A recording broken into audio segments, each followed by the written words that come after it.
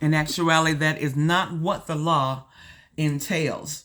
And then when their own attorney general appealed it, they were to suspend any adjudication on any application that they received. And as I had shared last Friday, had I had known that, I would not have tried to make these sessions available. I would have got that information to you for you to make your own decision. So as I apologized on Friday, once again, I apologize.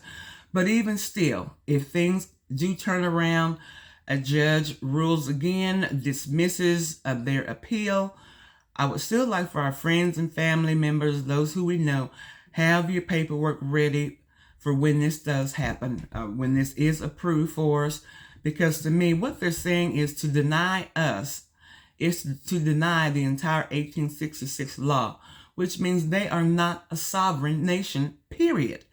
So to me, it's just like circular reasoning for them, disenfranchising and the appeals and stuff, because to do that invalidates your reason of existence as well. So it's very disappointing, but I did want to provide that information to anybody that was here to let you know what we came up with. We've had a couple of family members this week. Two had completed their applications, and then we received this information on today. So it's very disappointing, but you and your household make the decision on what you're going to do. I strongly encourage you and anyone else to go ahead and start the process, follow through with it. So if there is a dismissal, you will already have it and won't have to start from scratch. Is my intent in doing this, not to do any kind of scam or anything with anybody on this. I wanted to make sure I made that available. So let's get started right now with the actual checklist. This is the very first page on an application. I want to show that to you. That's if you got the PowerPoint. We tried it a minute ago, Kelvin, me starting the entire slideshow, but then I can't see over in the Zoom if there's anything in the chat. Well, I guess I could, and you all could still hear me. Let's see. Hang on here. I'm going to try it again, Kim, because I don't need to see myself over there. So do y'all see, is it a larger screen now for you? Yes. Okay. But is there some little window that still has me showing over there? Yes. Oh, okay. All right. Well, good. Well, then that'll work. Okay. Because, why do I need to look at me over there? And you all let me know if there's an invite or something that I can't see doing it this way. Let me know that. That was my concern, that I wouldn't, because I don't hear the bell ring until after I've hit that accept button. So if you all see something, let me know that.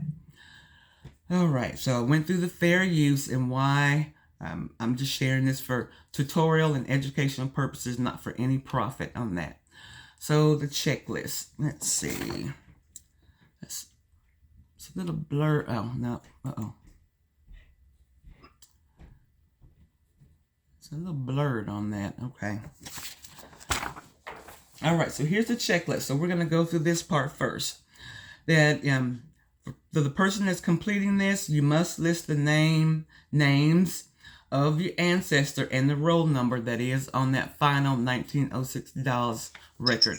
And I believe that they began that in not 1896, 1898. I always forget that date right there when they actually began doing the depositions on that. But it was finally finalized in 1906. And Oklahoma began providing birth certificates and death certificates after statehood, which I believe was 1907. So this is what we would use to identify our ancestors, because at that time there were no death certificates or birth certificates granted. Most of the documentation came from the census that came out every 10 years, or this Dawes roll. So this is why they rely solely on this Dawes roll to identify. And that big book that has both blood and freedmen in it, all 5 tribes, it's a very large book, but they do have that on Amazon. It lists those by blood and those of the freedmen. It has infant. So it has a big breakdown. But I do like that little red book by Napoleon Davis. However, once he passed, the family had decided no longer to make that book available by print. So if you don't have one, maybe try some auctions, or if you ever hear some estate sales or somebody in the community, you might want to go and check their books out before all that stuff is donated to the library or Goodwill. You may run across one of those red books there. So share that information to anybody that likes to go to flea markets and different things in the summertime. You may you never know, you might stumble across one of those books if you do not have that. So then secondly, it says, it's been a while. Go ahead. It's been a while, but the last time I saw one was at the Muscogee Public Library, and you could go in and look at it, and you could, of course, take pictures of the book itself, the pages that are relevant to you. Good. Thank you. Thank you for reminding me of that. Right. In the genealogy department, in there is a lot of resources. The microfiche, they've got the territorial plats for the 160 acres given to every individual on the roll. So utilize the Three Rivers Museum, utilize the Muscogee Genealogy Society, Oklahoma Historical Society, the genealogy in the public library. If you're attending a college or university, you can get free access to other libraries and institutions when you're using the university's internet portal. And for stuff like Ancestry, those different things that you don't want to pay a fee for, if you're at the library or at a university, you get the access though, because they are paying those monthly fees for that. So that's an option for people too. If you want to do a chart, you've heard Ancestry is pretty good, but you just don't want to make that monthly deduction, monthly cost. Think about going to the library, renewing that using their internet, but I think you're limited to maybe 30 minutes or hours. So just be respectful of that, knowing you may be there all day because you may have to sign off, wait for another computer to become available, and then you log back in one. So if you go to the library, you definitely want to take that into consideration. Let me write that down. You're also limited on the package that you can use, because when you pay your own fee, you get full access to whatever level that you paid for. But again, this is the last time I looked at it at the library. You had a limited amount of not time, but resources as far as what was available to you on Ancestry. Because you didn't have your own account, so you can't save anything directly to your account, etc. Okay, so, that's good. Good to know. Right, and if at certain times Ancestry offers up to a 50% discount for Christmas gifts, generally, and sometimes around other major holidays, you can get in for an annual fee of like $70 instead of the $24 a month. Absolutely, because I've been getting those emails on my emails this week. I noticed that they have the different discounts going on, so definitely think about that. You know what your budget is in your family, or if you are the genealogist for your line, or the historiographer or her historiographer, as I like to say, you all may want to pull together, have that one person, or the matriarch or the patriarch, get that, and you all kind of share. Everybody donate, $5 or whatever for one person to have it, but then everyone be able to share and have access to that. So when you and your own family, your groups, side groups, have those discussions, think about that option as well. One person own it, but make it available to all of you. Have a universal maybe password so all of you all can access it, because you're all entering one lineage, one descent. It won't be different people going different threads, so you can all find that. That's something to think about too. Thank you, Kelvin, for that information as well. Alrighty, here, you must be 18 or older. If you are not, the person having legal custody of this minor must sign it and provide their certified court records showing the guardianship on that. The next is said the applicant or the guardian who signs this is required to enclose a color copy of your state ID or the driver's license. So make sure you have that. You will also submit an original certified copy of the applicant's state certified full image birth certificate. So as I shared Friday, when I was getting ready for my first cruise, I had that little certificate on the wall that had the little footprints, and someone had kindly reminded me, that's not the official birth certificate. That's something hospitals gave out back in the 50s and 60s for family, just as a keepsake for a child that was born. So then I had to figure, oh, okay, so there's another official record that I needed to have. So if you weren't aware of that, and it depends on where you were born. So if you were born in Texas or Louisiana or Connecticut, as I shared, different states have different fees. I believe it's 12 if you submit the request here in Oklahoma. In other states, maybe if you do it online, it's additional $3. Some, like Kansas, I got the death certificate. I believe it was like $22. So know with some of these, there is a cost. The citizenship application is free. There's no cost.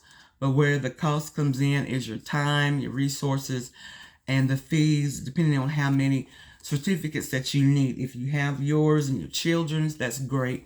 But if you don't have your parents or a grandparent or the person that is on the DAS roll, that's where the cost will probably be incurred right there. All right, now, that other one, if you are submitting a computer-generated, delayed, or amended birth or death certificate, the CREEP parent must complete those affidavit of paternities.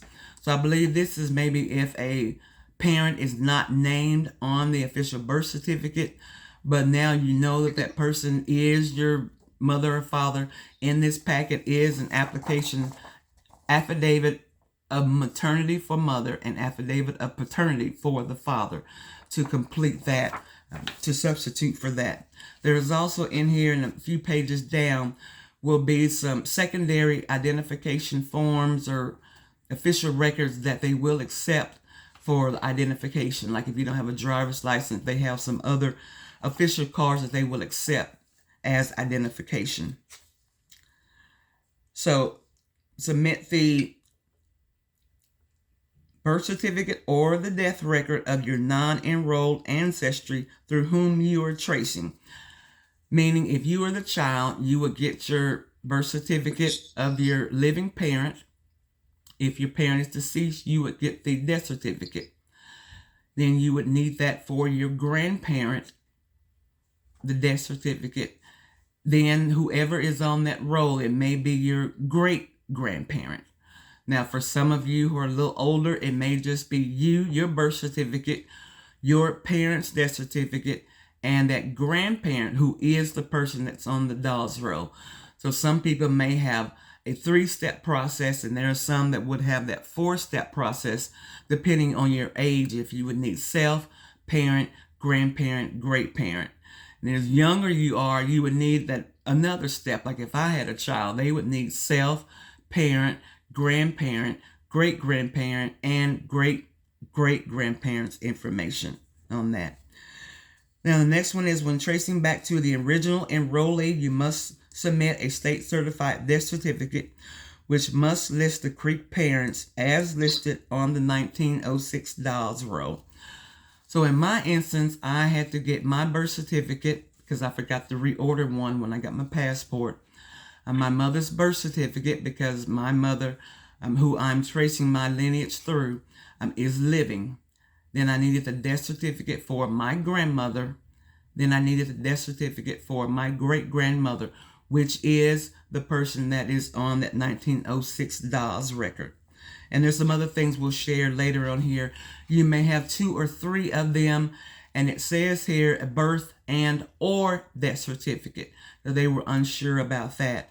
And then with all the people that are on the DAS roll, since all of our lineage is freedmen, you would only need to list the one that is closest to you. So in my situation, that would be my great-grandmother. Even though, yes, my great-great-grandmother is on there as well, and my great-great-great-grandmother. So that would be my grandmother, Edna Mae, Eliza Jane, and Patsy. they're on that roll, but they're all freedmen, so I would just need the one closest to me, which would be the great-grandmother, Edna May, in my case. Now, after reading that letter, we might want to consider adding those other people on the back, and we'll get to that form in a few minutes. But based on that letter, they are still doing old school, regardless of what the law says. They're still going old school, and they're wanting by blood. And I had shared with my mother earlier, our by blood, I'm talking to the Elliott clan, anyone that is here on here, our by blood would be Daniel, who is the Creek Indian chief's son, Daniel McIntosh. But Daniel died, I believe, in 1896 or 1895, which was before the Dawes began. So even looking at him by blood, we still couldn't utilize him because he was already deceased and he would not be recorded in that. Had it just been another window, they started earlier or had another allowance, this may have been entirely a totally different situation. Now, with that in mind, if you have a relative that is on a by blood roll, based on that denial letter that I read, you and your family may consider going a step further, doing some more research before you submit this, or submit this now, knowing that more than likely you will get that denial. But in the meantime, continue searching to see if you're able to find a descendant. That can't be a cousin or an uncle or anything like that. You can't skip in the family tree trying to go back and forth, trying to find somebody by blood that's on that. Otherwise, we could all do that.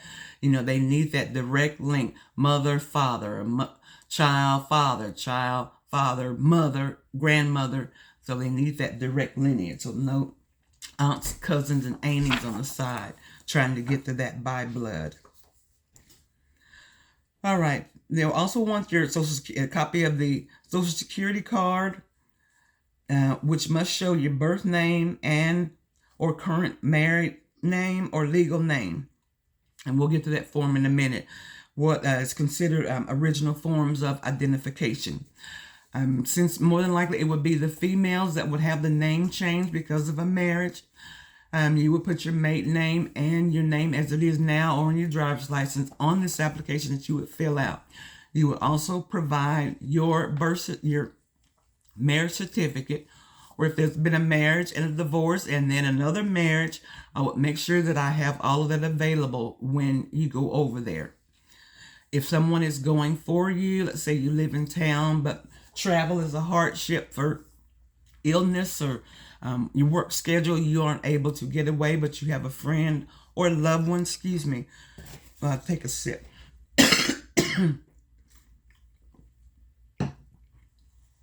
And this is on the slides, a few slides down. If someone is taking the packet for you, they will need to have your original record. So you won't be able to use a copy of that marriage license. You will need that official marriage license. So if you need to go to safety deposit box or wherever you have that, make that available to that person. And yes, and it's in a slide later, when you take your information to the Citizenship office, they will scan. It's like a bank teller, and it's got two windows. There's one person here and one here, so they can service two people at once. They'll scan all of your information right there in the scanner that is in front of you. They will give you your originals back. Also, we found out this week, we made copies of our records before we took them because we figured we weren't going to get anything back as far as the application. You don't get the application back because they need that official one. But your certified birth certificates, death certificates, passport, your originals will be returned to you. If you forget to make a copy, write somewhere down right now for you or someone you're going to share this with. Ask while you're there, can you make a copy of my application? I forgot to make one. And yes, they will make a copy for you there. Also, in a slide coming up, if you are mailing this packet in with your certified records, yes, and it says on that form on there, they will return your original records. So if you are mailing your stuff or anxious about that because you know you're not going to get any of that back, yes, you will get your birth certificates and those death certificates of other family members. You will get those back. Anybody have a question or anything they needed to share or outline right there? So we'll go ahead and continue. Adoptions. I'm not familiar with this process. As far as I know, I don't think I've been adopted. They never told me. I'm running with that.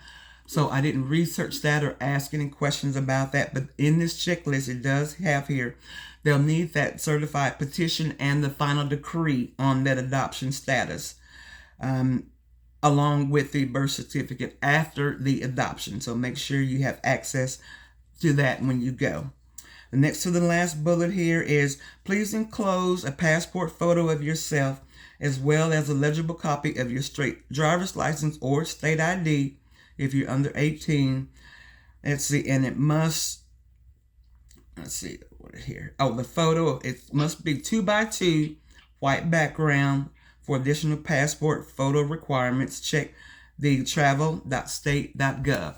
If you do not have a passport to take, the post office, I believe, UPS has the notary. The post office, I believe, will take a passport photo. CVS will take a passport photo, and Walgreens take passport photos, $3 or $4. They'll have you sit in a chair with a white background. They have a digital camera. They'll have you sit down. They'll take a picture. They'll upload it on their computer right there. And I have a little picture of that coming up in a slide as well.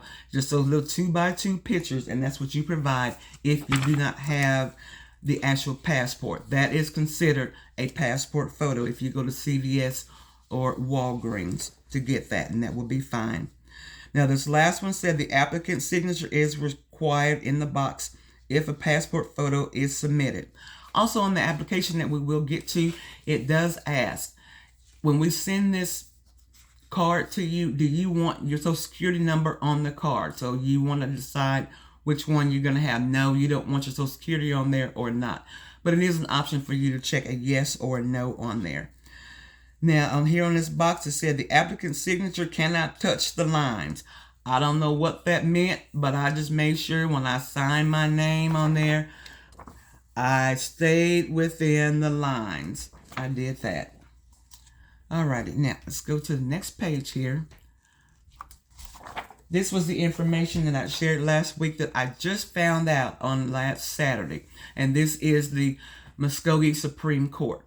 Muscogee Supreme Court had, well, let me backtrack. The Muscogee Attorney General filed the appeal after the judge granted Rhonda and Jeffrey's citizenship to go forth. They, rescinded whatever that disenfranchisement was in 79 to now accept and include the freedmen. So the Attorney General filed an appeal, and this is what the Muscogee Nation Supreme Court has decided. They issued the stay, meaning they did grant that because of the civil lawsuit from two freedmen descendants on that. So the order grants request from the Muscogee Nation Attorney General's office on behalf of the Citizenship Board to refrain from reviewing tribal citizenship applications from freedmen descendants while a lawsuit from Rhonda Grayson and Jeffrey Kennedy is pending on appeal before the Muscogee Supreme Court. I do have here that link. You can click that if you open this on in your email that was sent. You can click that link and read that in the Tulsa World, or just go to any search engine or Google Muscogee Supreme Court Tulsa World and look for that article that was in October, but that's when I did access it right there. So back to that denial letter that I read in the beginning. They had no right to deny that since this Supreme Court granted the stay that nothing technically is going to be reviewed. And what I shared last week, not knowing that when I went, no one said to me, I'm sorry, we can't accept this application because of this stay. We're refraining right now from reviewing tribal citizenship. We'll take your application. We will not process it or review it in any way or make any adjudication or descendants on this because of the legal action. I went with 4 other family members. They stood there. They went through this entire process. Everything was scanned, given back to them. They said you'll receive information back within 4 to 6 weeks. That's all the information they said to us. So as I shared last week, if you go now knowing this, ask them about that and see if they do mention this in any way. So I'm wondering if they just told them, hey, don't ask, don't tell. If they don't ask you about it, just take this and say, you'll receive no information on the status in 4 to 6 weeks. Just leave it at that unless they ask specifically. So now that you know that, it's up to you if you want to ask them or not. But ours was not denied. Nothing was said in any way that they couldn't accept it or they would refrain. And that's why I'm continuing with this, asking everybody to continue to proceed with this. We're trusting and believing for a favorable outcome. But I want you to be aware of that. And definitely, I hope we do appeal any denials that we receive, because based on the technicality here, you weren't supposed to approve or deny anything anyway. Does anybody have anything to share on that or any talking point? Yeah.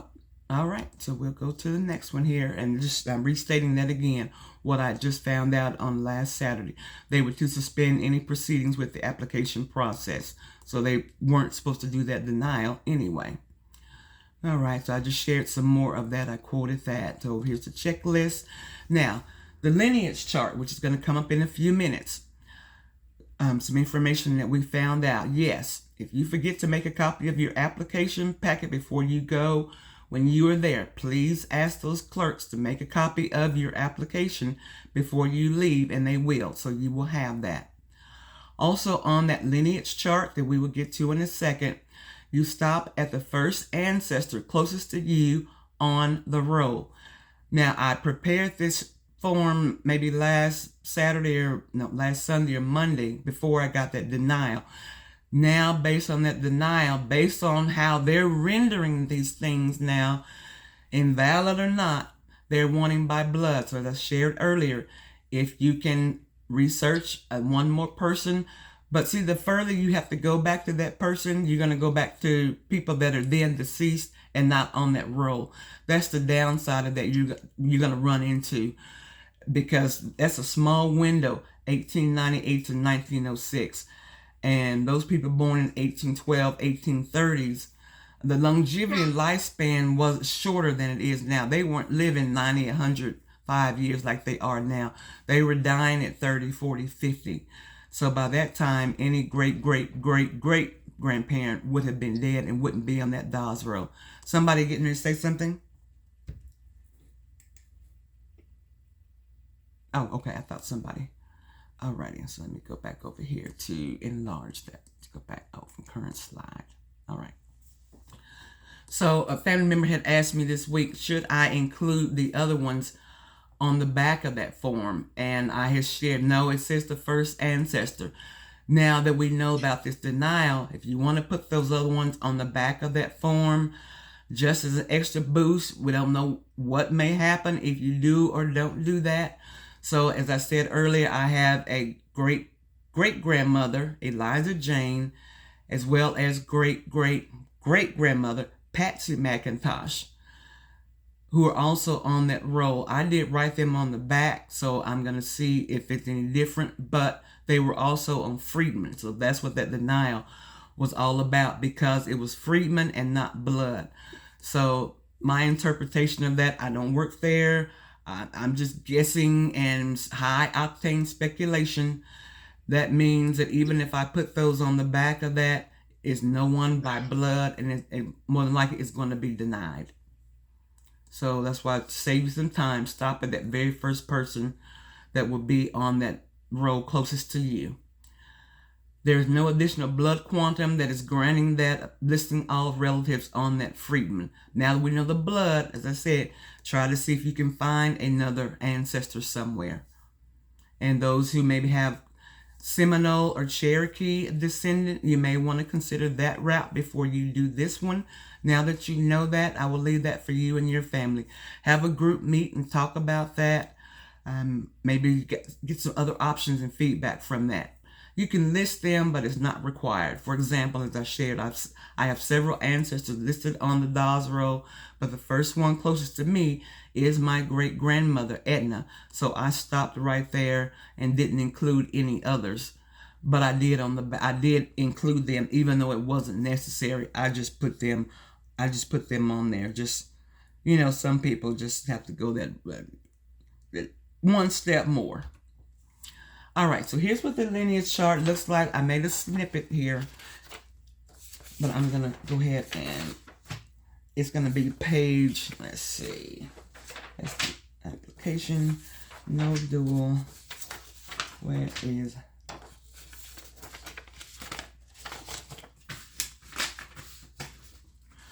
Well, I don't even have it available to even hold up to show you on that. Okay, but this is the top line on the lineage chart. This is where you will complete your name, date of birth, social security number, your parents' name of the lineage that you're going through. So as I stated earlier, I'm going through mother, grandmother, great-grandmother to get on the DOS roll. Someone else, it may be you, father, grandmother, great-grandmother, great-grandfather.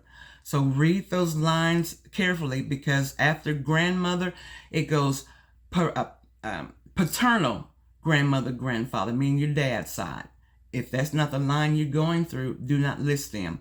That also then has maternal great-grandmother, great-grandfather, but it doesn't have on there a paternal grandmother, grandfather, maternal grandmother, grandfather, paternal great-grandmother, grandfather, maternal great-grandmother, great-grandfather. So it doesn't really give all of those lineages that it needs to. That's why in the middle of that form, if you look at it, it says if you have others to identify, write them on the back. You want to, you're an eager beaver and you want to type that up on the back and scan it that way, that's absolutely fine. You're more than welcome to do that. I did it by hand. I wrote that on there. So I put my information, my mother's social security number, mother's date of birth. I put my grandmother, because I'm maternal, so I'm going that line. My maternal grandmother, date of birth, date of death, her social security number, and then so forth. And then to that last person, I had to put it on the back. My maternal great-grandmother, birth, death, and social security number. It's on a chart, it's on a slide coming up, but while I'm here, I want to point out, if your ancestor, your relative now is living, that you're needing that birth certificate on, you will need a release of information from them. And me and my mother, we just typed up a form on the Word document. I, mother, do give Muscogee Nation, Oklahoma Vital Statistics authorization to release my birth certificate to named child, and then they signed it, put their date of birth and their driver's license number. They provided a copy of their social security card, copy of their driver's license, and then I was able to get that Oklahoma birth certificate. So if that person is living, you'll need a release of information from that person giving vital statistics the approval, because of privacy and hacking and all of that. If a person is living, you will need that release of information to get that. I want you to be aware of that. Tribes and roll. I don't have a roll number. My mother doesn't have a roll number as far as we know. My grandmother did not have a roll number in 79, or did not know, or never made that known to her children. I'll put it that way. So my great-grandmother is, so that would be the only person on this form for me that I would have put tribe, Creek Friedman, and I put her roll number 3116. So it would be that number. It's not the card number, because if you're looking on the microfiche or those slides, it shows you their packet. It has on one side, has the person's name, and it has their parent, and it has who is the slave owner, and it has in the top left, it has number like card number 709. That's not the roll number. That's just the index card that their information is put on. So when they're doing the next person, they write in there, see Dunn roll number 214, or see card 709 for father's Dunn roll information. That's what that index is for. So the roll number is usually a 4-digit number on ours, because they started from 1 to, I believe, to 4,000. It's where they got on those roll numbers. Any questions? If not, I'm going to go ahead to the next slide. So on that instruction page, if you're doing this now, if your mother is Creek and is not enrolled, they need the birth certificate you connect to get to that first enrolled member on the DAWS roll. So as I stated, I was going through my mother, identifies a Creek, she's not enrolled, she was alive, so I needed her death certificate. Now my great-grandmother, my grandmother, we identified as Creek. We, to the best of our knowledge, did not know a roll number, so all I had to get was the death certificate on my grandmother. Same thing with my great-grandmother, who is on the roll. I didn't provide a birth certificate. She was born before they made Oklahoma birth certificates, so the death certificate would suffice. And it does say on there, birth and or death, so you may not even have access to a birth certificate depending on when that person was born. So the board needs to see how you trace to the lineage. This is why we need all of these birth certificates and death certificates, so they can see that link. That is not an auntie, a cousin, you're skipping over to an uncle, then popping back over to another relative to get on that actual roll. That's why they're looking at this. All right, number 5 on that instruction page. When tracing back to the original enrollee, you must submit the certified full image of the birth certificate and or death certificate. As I said, there you can get small ones, you can get wallet size ones, but they want that full image of that paper that has that seal. The paper is a thicker paper, and it's got the, you rub your hand on it, you know that it has the seal. It has that watermark that lets them know it's the one official, because now our copies and scanners are so good. You know, if it wasn't for that raised mark for the seal you wouldn't be able to tell which one is the original copy. So when I make my copy, I have to write in blue ink on there, copies, to know. But you can feel that, because you can feel that seal that lets you know that is the original one, and not that little cute pink one that has your baby footprint. That's not what they need. And that's what they would need for you and your parent, grandparent, to get to that person that is on the final rolls of citizens of the 5 civilized tribes. So once again, all of your original forms and information will be returned to you after they are reviewed and scanned, not the application. So ask for a copy there if you didn't make a copy before you went. And be sure and ask if they don't volunteer that. Next slide. Here's what I was saying about the card in that I read Freedman book by Napoleon Davis. This is what it shows here. So here I have a 3 times great aunt. And this is my great-great-great-grandmother, Eliza Bailey. And then my great-grandmother, Edna Bailey. This is the one closest to me. This would be my 3 times grandmother, Patsy. This 791 is that index. Sorry about that. Is the index card number what I was talking about. This 790, 791. But this number to the left here, the 3114, 115, 116, 117, 118, these are the roll numbers. So make sure you are writing down not the census index card number, but this number here. That is the roll number. And it may list the ancestors. I said, here's a 3 times grandmother, 2 times grandmother, here is great-grandmother, here's auntie. So mostly in this area here on this page, maybe 2 lines up and 2 lines down, more than likely be persons in the household or all of those that went at the same time. Nancy was a person that Patsy was taking care of. They raised about 7 or 8, 12, 15 different people over their lives. And then my great-grandmother did the exact same thing.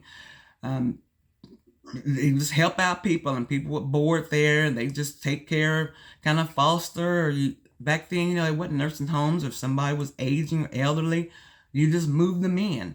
So that's why on those citizenship cards or census, you'll see, who are all these people in the house? This is border. What is this? Well, they just took in people that were down on their luck and helped them out, and I appreciate that. We even found out that the family lived in Summit, but that child wanted to go to manual training high school so bad.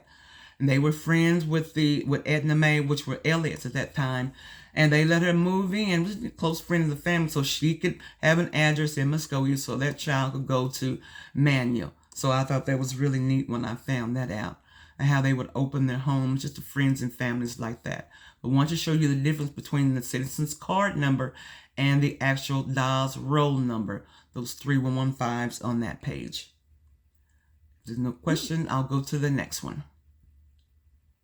All right. Oh, I said at the top here. Notice that there are multiple relatives on this roll, but the closest and the first one closest to me from the Elliott clan would be Edna Mae Bailey. And that's the one that I added because that is my great-grandmother. That's the first person closest to me that is on that roll, even though all those other people are on the roll. All right, the update that we found out about the notarized forms. Yes, if you are mailing in your packet or someone is taking that packet in for you, yes, on that form, which is the true copy of the original documents, and we'll get to that in a minute, and I'll show that to you. I'm videotaping here on my phone to the left of me. That's why I keep raising up papers over there, so I don't have to try to screen share over there. I don't know how to do all of that yet. Or on Facebook, I don't know how to screen share so they can see the Zoom presentations as well either. So I'm doing another bootleg, but don't tell Kelvin, y'all. Don't tell Ray. So this is the true copy of the original forms of identification. This is the one form that does need to be not notarized. If you are going in person, they have a person in the back that'll notarize that form for you. You don't have to do that. If you are mailing your packet or someone is taking that, yes, you need to get this form notarized. Had a relative this week. Relative was going for them. They went, got the form. They went to UPS, had it notarized, FedExed it. The person got it here in Oklahoma 2 days ago. They were able to take her packet then down there to the Citizenship office and turn in her application a couple of days ago. And we'll get to that page in a minute. So I want to share that going in person, you can get it notarized. You don't have to. There's a notary there. They'll do it for you. Basically what this is saying. And we weren't addressing the affidavit of parentage, so we did not need to notarize that. If that applies to you or the person you know you're going to share this information with, make sure they know, yes, those affidavit of paternity papers need to be notarized as well.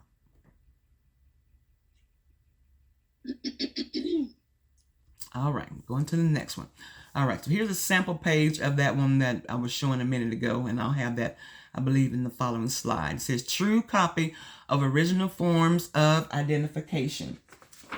It has 3 boxes, it has 3 columns here, and it says the first tier. So these are the first things that they need: your Social Security card, your driver's license, passport photo.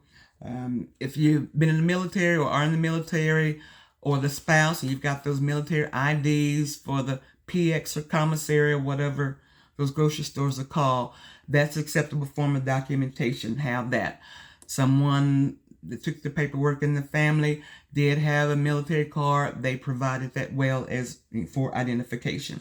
Now that second tier, which is that second middle column, if you don't have some of those records or ID, this is acceptable forms of identification along with the birth certificate. It's got on here your identification card. If you're under 18, your Oklahoma ID. If you're going to a parochial school, college, or a university, your college ID, they'll accept that ID. If you have an Oklahoma gun permit, they accept that. Your hunting or fishing license in Oklahoma, they will accept that. Your Oklahoma voter ID card, that's accepted. Social Security card and a health insurance card because before you can get all of those information, they have already seen those first tier forms of identification to give you that Social Security card or to give you that health insurance. This is why they'll set this as a second tier. Now that third tier over here, the right third column, it has here some other options if you don't have some of those other ones. Your Oklahoma medical marijuana adult or patient card, they accept that as an acceptable form of identification.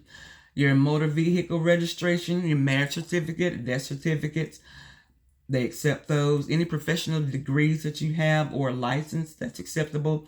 Deeds or titles of property here in Oklahoma, and you've got that to read. I won't belay the time on that and reading all of that. But there's several options on here, and your DD-214 is acceptable as well.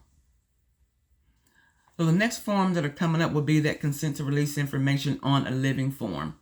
No, this is not in the packet. I apologize. This is the form that you will either hand write or you will type up for that relative that is deceased for you. Okay, somebody coming I need to admit. Okay, make sure I didn't. All right, let me get back over here from current slide. Okay. So in my example, I needed my birth certificate and I needed my mother's birth certificate because she's alive to get to the 1906 official roll. My mother's alive, so I had to get her birth certificate. So I had to get her to fill this form out. So we typed up just a Word document. I, mother, give Oklahoma Vital Statistics okay to release the birth certificate to my child, Monica. They sign it, provided a copy of driver's license, a copy of social security number. And this is what we type. I, parent, give consent for child. But you would put your name if you just wanted to use that. So I, Kimberly's parent, give consent for my child, Kimberly, to have a copy of my birth certificate. That parent would sign it and send it in if your parent is alive. Or a father, if it's your father that you need that's alive, you need his birth certificate. Goes the same way. And also in the packet, it shows you what the sample of that passport photo, what it looks like. And this is about the size of it. When you go to CVS or to Walgreens, it's just a little thumbnail. It is, it's smaller than this Post-it note right here that I have, if you can see that. So it's even smaller than that. And they give you, it's on official camera, copy paper, whatever that camera paper is. It has passport photo, and it says that, and you have 4 little pictures on there. That's what you would take if you do not have the actual passport to take. So I want to show you what that looks like. But once again, here's the identification that is acceptable that you need to have available when you go or mail your information or someone taking it for you. Birth certificate, marriage certificate, if you are married and had a maiden name at one time, driver's license, passport photo, or the passport and social security card. Oh, I did put a picture on here. All right, so here's what it looks like here. So this has the parameters, and it has 3 pictures on that. They give you a top view, upside down, left, lateral, vertical, or whatever. Just go to post office, CVS, Walgreens, and I believe it was about $4 for them to do that. It didn't take more than 7 minutes, depending on how many people on the line getting film and pictures ready that day. So that would be the only delay, that there's somebody in the line ahead of you. So here's the actual application. So if you got your pencil, if you want to go through it in pencil now so you'll have it, or that now you've got this, you can share it with somebody else that may ask you. Here's the form where you put first, middle, last name, and maiden name. So women, yes, put the first, middle, last, married name, or whatever, and the maiden name. If you're adopted, so apparently this is where you would put that legal name. Put that on there. Your date of birth, social security number, your gender, male or female. If you're adopted or not, check yes or no. Your marital status, single, married, widowed, divorced, separated, the box that applies to you, check that. If you're a veteran, check yes. Earlier I said provide your DD-214. There may be something that identifies that on the card. I'm not sure about that. I know they do honor a lot of veterans at Muscogee Nation. So there may be something, a little boost or something. You may get a purple heart. I don't know. I can't even say. I'm speculating. But have that available. There might be something different on your card that identifies you as an active service member or a veteran. Provide your home number. Mobile is optional, or if that's the only number that you have, you would put that as your home number. Email is optional, but I did include mine. They want physical address, not a P.O. box. So if you've got a P.O. box 221, but your physical address is Main Street, this is what is required on this form. So you would put your physical address. Then it asks, is your physical and mailing address the same? This is where you would check yes or no. And then you would provide the mailing, which you use, I guess, for your P.O. box. That's where you would put that. So there's a difference. Include your physical and your P.O. box if you have that. But your physical is the physical. City, state, zip code, and the county. Now this last box here in the bottom left reads Other Indian Blood. You're going to check no, because we are not trying to go to any other tribal affiliation.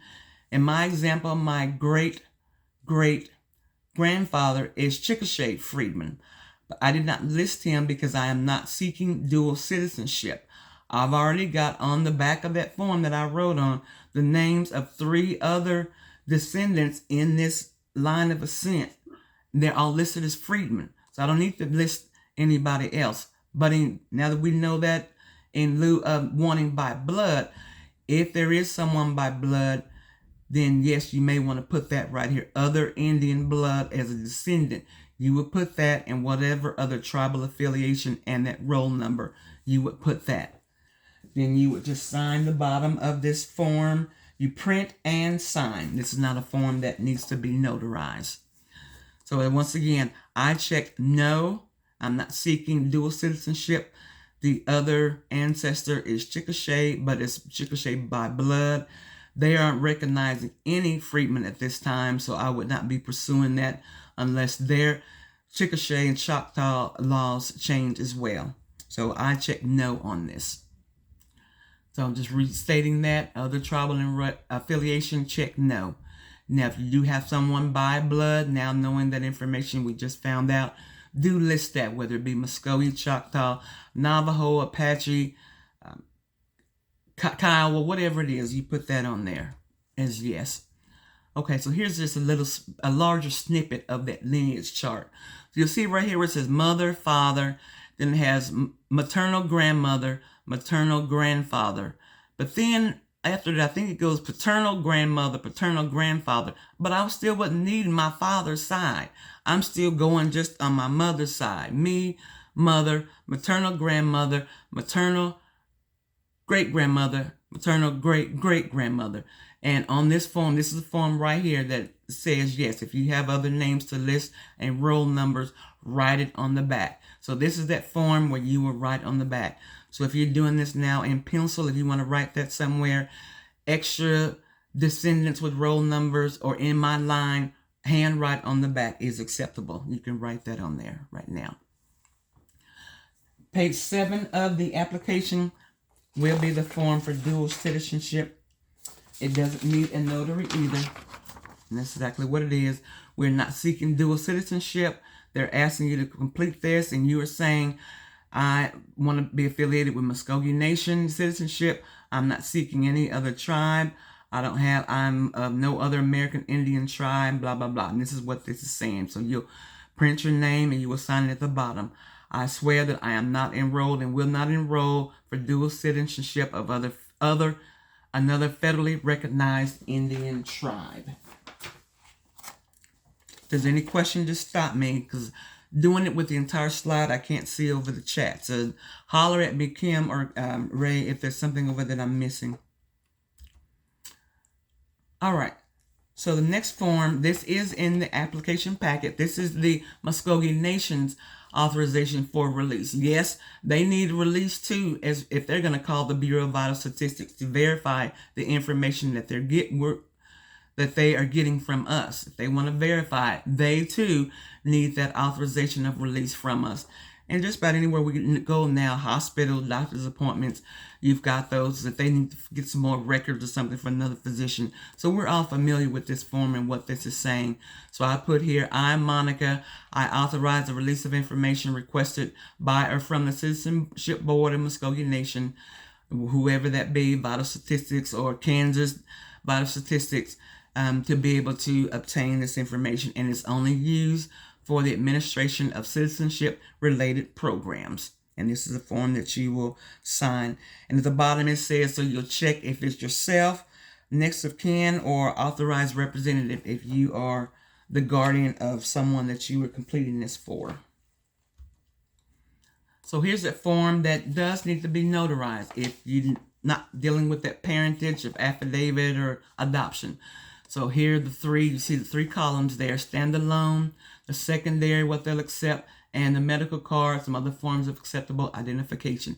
This is the form that does need to be notarized. If you're going in person, just sign it right there at the desk while you're there. The notary's in back, and they'll notarize it.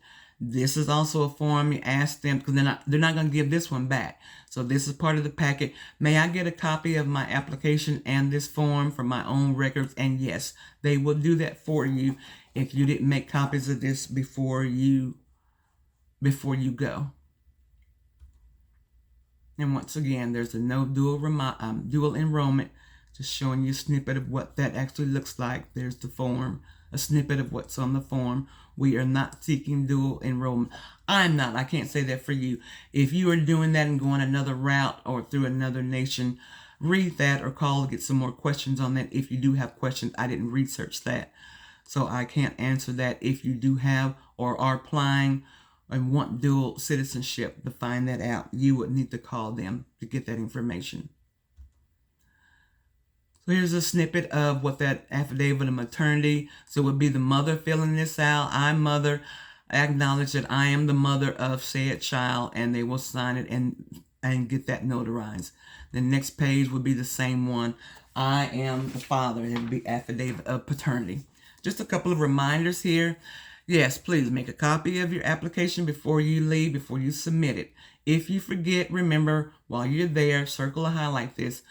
Be sure and ask them while I'm here, because I have Post-it notes. Y'all have seen that. Post-it notes all over the place. Reminders. So when I'm somewhere, now I got to figure out which Post-it note goes for what day. But put one on there so you remember. Oh, I didn't make a copy. Can you all do that for me? Yes, once again, if you are mailing in your packet, only that one form will need to be notarized, and that person will make copies of all your records once again, and they will mail that back to you. Now, if your parent is alive, it's a reminder, yes, that person needs that release of information giving you consent for vital records to give you a copy of that birth certificate. On the other Indian blood, you will check no, because we are not seeking dual citizenship.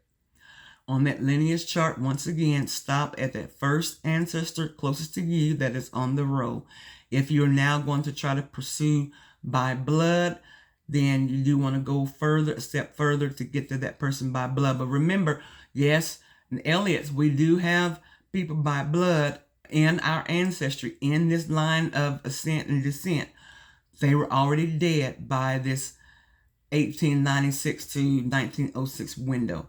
So we couldn't use them because even though they're by blood, they are not on the official 1906 DAWS roll.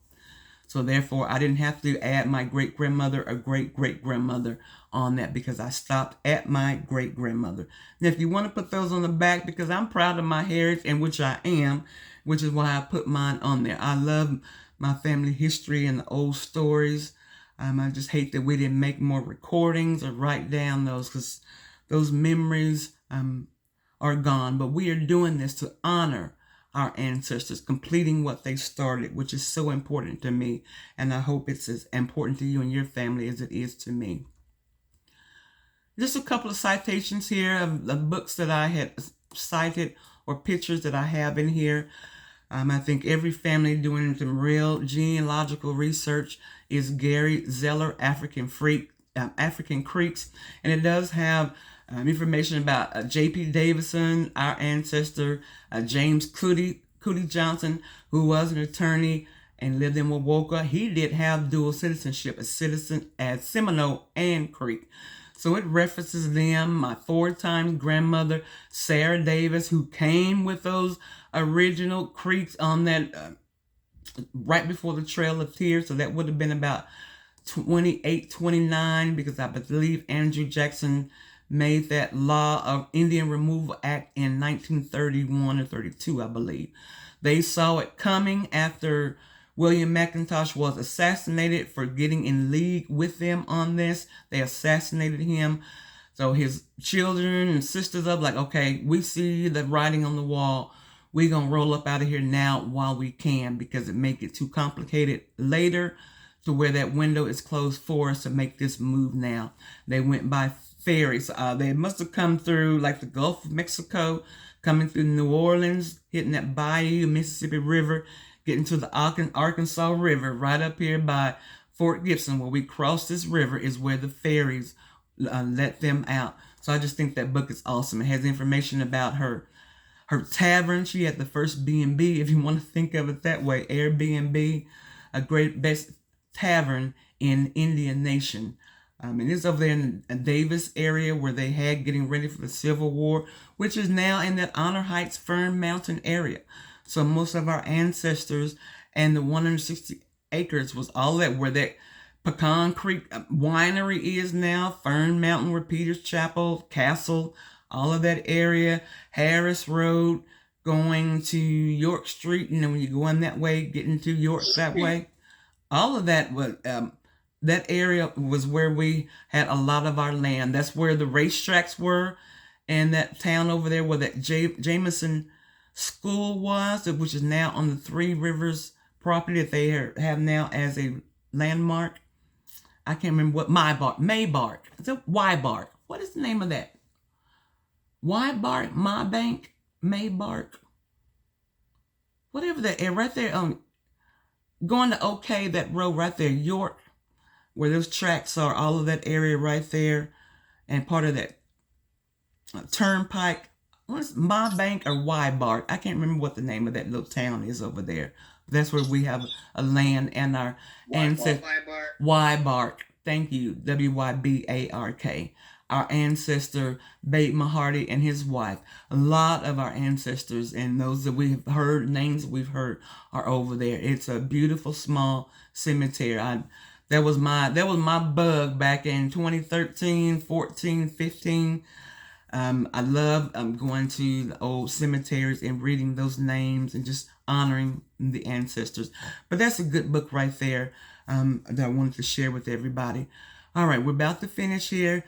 So I just have some information. There was a quote by Demario Solomon Simmons, who has worked tirelessly with the Muscogee Creek Indian Freedmen Band, Ron Graham, Jeffrey Kennedy, Rhonda Grayson, Sharon Lindsay, all of those who have gone through the petition with the Indian Department of Interior in D.C., now started the new lawsuit against the Muscogee Nation. The diligence in pursuing this, his diligence and perseverance for Greenwood, for the remaining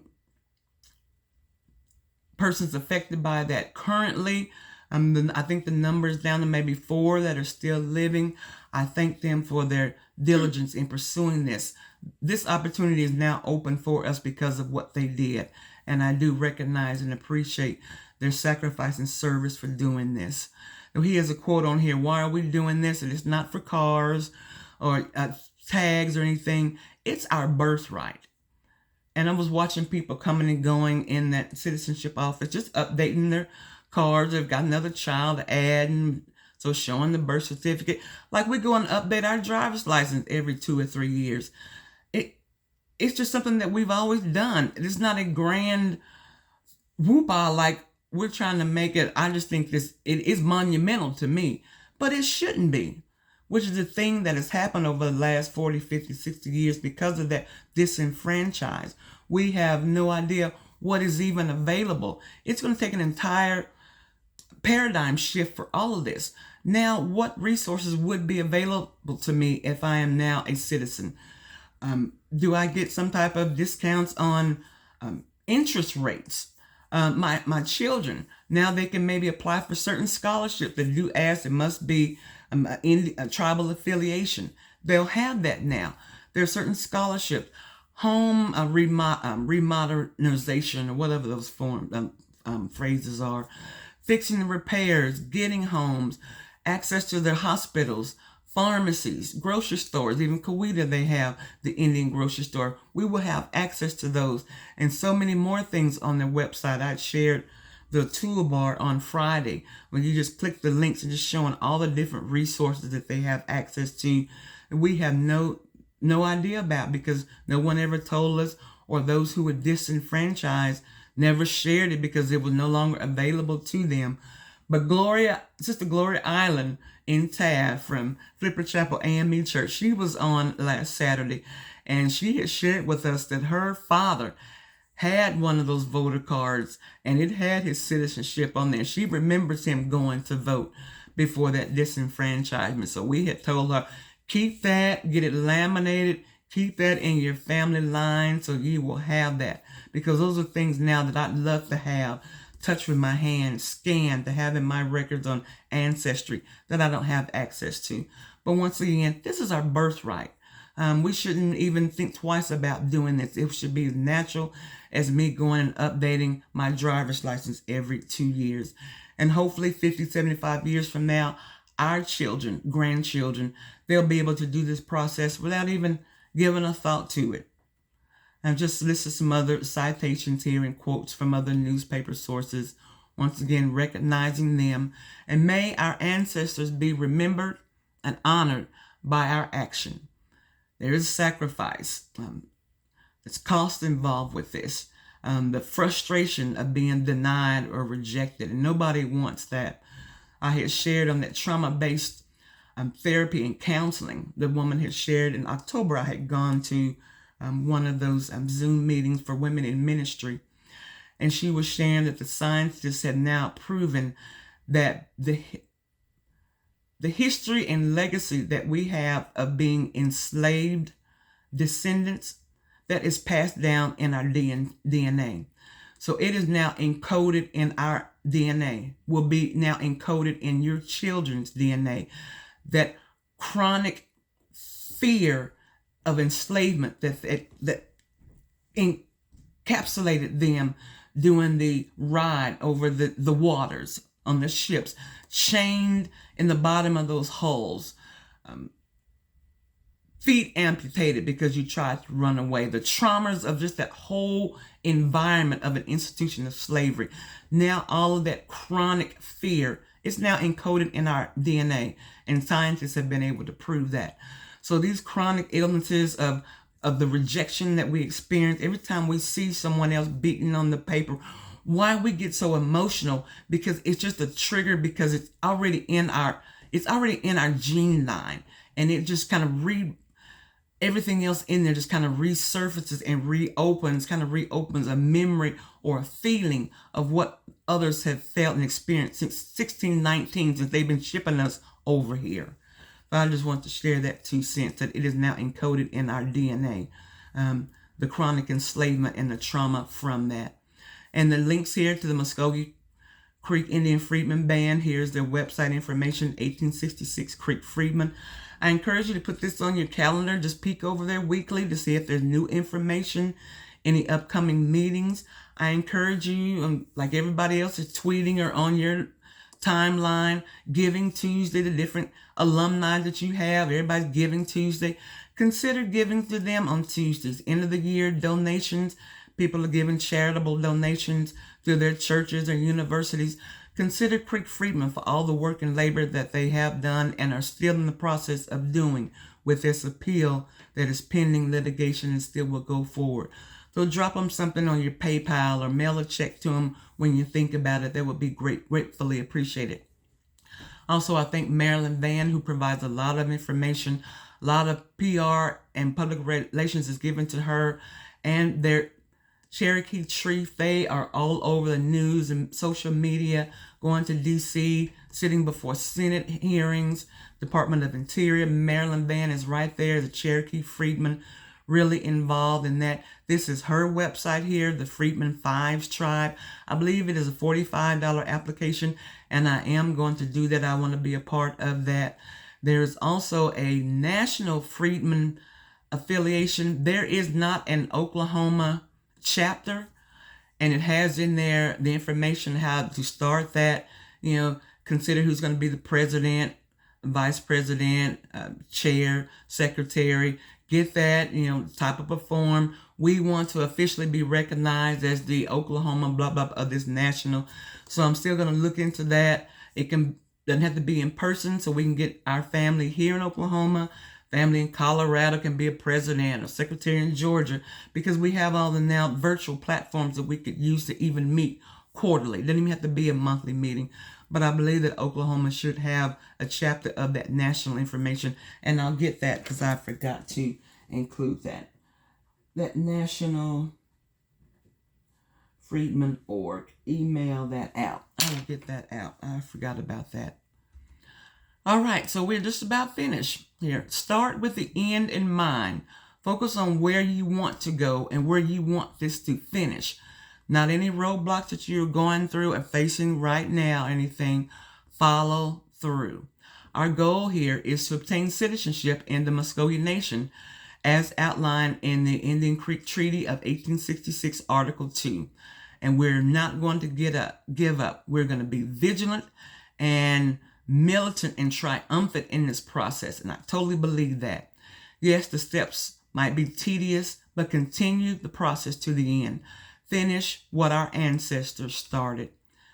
Just a couple of reminders here on the generations. Just remember how far you'll need to trace back to get to that first ancestor. For example, I'm going to use my mother for example. So let's say she was going to apply. Now, she won't need as many steps as I did because she's a little bit older and closer to that original ancestor. So for my mother, as an example, she would need her birth certificate, her mother's death certificate, and her grandmother's death certificate because her grandmother is the very first person closest to her on that 1906 Dawes roll. So she would just have to do 3 steps to get to that process. Me, because I'm a little younger, I would need that 4th step. Me, mother, grandmother, great-grandmother. Once again, if I had a child, they would need theirs, mine, grandmother, great-grandmother, great-great-grandmother to get to that role. And here I put some examples here. So self, parent, grandparent, great-grandparent. Another family member who's a little older may just need themselves, a parent, and a grandparent.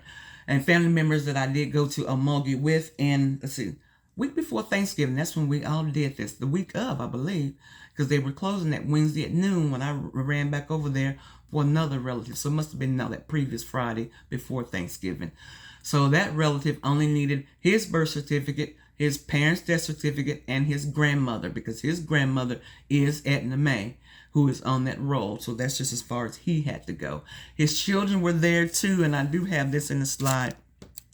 Since they're giving your forms back, this is just a little cheat here.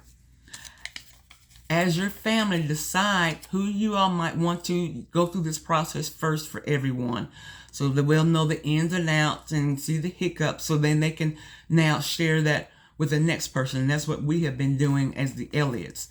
So one person got the death certificate of the grandparent and the great-grandparent. Now, when I went in November with my relative, it was my death certificate. I ordered it. But they just scanned it and gave the copies back. So I stood in line with him. He turned in his application and they scanned it. And then I slid over the death certificate to him. He gave him that. They gave it back. He slid it back to me. So he finished and said, thank you. You'll receive information in 4 to 6 weeks on the application process. Next, then his next child number 1 gets in line. So I'm kind of over here on the side of the window. They go through it. Death certificate, I hand it over to them. They take it, they scan it, give it back. That child number 1 gives it back to me. They finish. Thank you very much. Blah, blah, blah. Get out of line. Child number 2 then steps in line. And we do the same process. So it was 1 death certificate. And now so far, I think I have 5 or 6 family members that have submitted their applications based off of 1 person buying that death certificate. So that's an idea you and your family may want to consider. Now in the future, of course, for your own history and your own records, you may want those just to have that record. But for right now, if you all maybe want 1 person to do it, if it's 5 or 6 of you siblings, each of you give that 1 person $5 so they can pay the $22 to get the 2 death certificates or whatever. Get them your birth certificate and they'll go through this process. Then they'll swap and then they'll give you, when you're ready, they'll give you the death certificate. You go, give it back, and then they'll give it to the 3rd child and next one, or a cousin or auntie, whoever's going to do that next. So that's an option that you can do. They have cameras all in that place because I went in there so happy about this, and I'm filming my cousins walking, and I see that big old line, so I have my phone. So it is no recording in there. So they're seeing what we're doing. They could see me to the side handing this, but I'm sure we're not the only person who has done that. Okay, I thought somebody maybe left over here. Okay. All right, go back from current slide. So just letting you know that you can do that on that. That's an option that we did. Reminder of the living. And here's a sample of what your type letter could be on that release of information to whom it may concern. I, Mrs. Brown, authorize Oklahoma Vital Records to release my birth certificate to Kelvin, my child. Miss Brown would print her name. Miss Brown would sign her name, provide a copy of a Social Security card, and a copy of her driver's license. Then Oklahoma Vital Records could then mail Kelvin his mother's birth certificate. So that's the letter that we use. My mother had the scanner. We put her driver's license and Social Security card on the paper. We just put them on there, made the copy, and that's the form that we sent in. I uploaded it online because they use, not Quick Submit, what's it called? ID check or whatever. They contract with somebody, so it's not the actual Oklahoma Vital Records that does that process now, because since COVID, they've implemented the virtual environment. You can't go in the office now to Oklahoma Capitol Vital Records to get a copy. And once you go to their official website, it sends you to that link, Quick Vital, I can't remember what it is, for the online process. But yes, the certificate is mailed to you from Oklahoma, the Vital Statistics here, but that's who they contract to do the online portal that they use. And that's what we did. And once again, on the order request here, the application for citizenship through Muscogee Nation is free. The cost just comes from ordering these certificates if you don't already have your originals. Request your certified copy of the birth certificate if you don't have one. And you'll just go to any search engine and type Oklahoma Birth Records, Oklahoma Birth Certificate. And this is the site that you will get, oklahoma.gov. Now, due to COVID, in a lot of places now, they like that work-life balance. They telework now from home probably too. So you can't go in the office and pick up these anymore. You have to either mail that in or do that online through that process. In the other states that I went through, I was born in Texas, I had to do the same thing. I went online through the process. One of the death certificates I needed was in Kansas, same thing. They used that same Vital Check or whatever that online portal was. Now to mail that in, as I stated earlier, I believe it's $12 to mail it in. I believe it was $22 to do it online. Every state may be different, so look at that and then make your decision and go from there. Vital Check, that's what it is. All right, so when you're going on, let me backtrack for a second. When you're going to those official birth record places, make sure it's a .gov and not a .com, because everything's going to pop up when you put in Oklahoma birth certificates. You're going to have Experian birth certificates. Here, buy this or order this. So you can have all this other eye candy wanting you to clickbait, wanting you to click those other things. Make sure it's texas.gov or texasbvs.gov or .tx.us.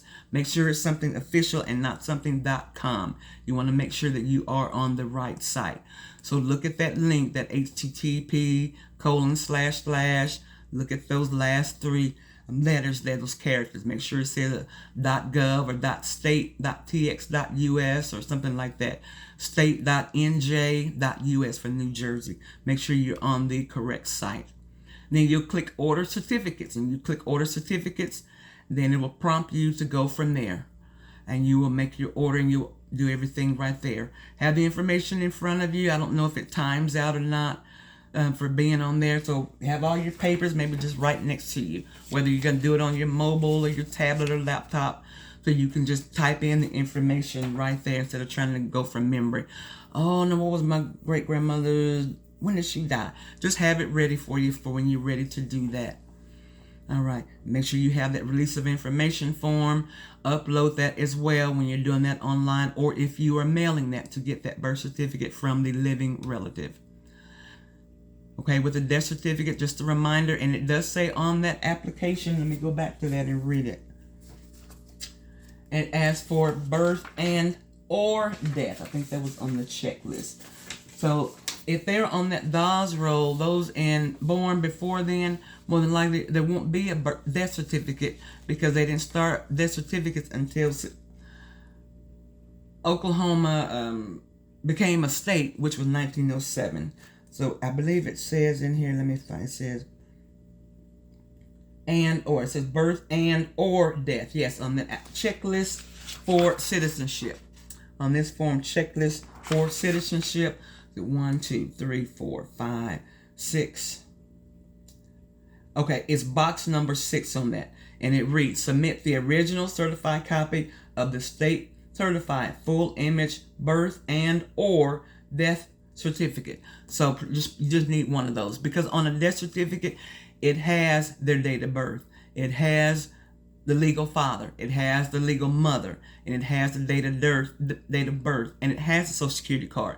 So if you've got the death certificate of that person, you have on that form everything you need, which is why you don't have to also get a birth certificate. Unless, just for posterity, you want to have that in your family, feel free to do that. But I wanted to let you know that. And once again, if you mail in your packet, yes, they will make copies and scan and image everything, and your originals will be returned to you, the certificates. Now, I can't speak to if you get your application back. I believe a relative tried this back in 1985, 88, somewhere there, about 30 years ago. They received a denial. They didn't get any copies back, and they didn't make a copy before they sent it. So let me qualify that. As far as I know, they will not mail the application back, because when I was in person, they didn't give me a copy of my application either. But I had a copy. Now that we know we can ask them to make a copy of the application while we're there, please do that.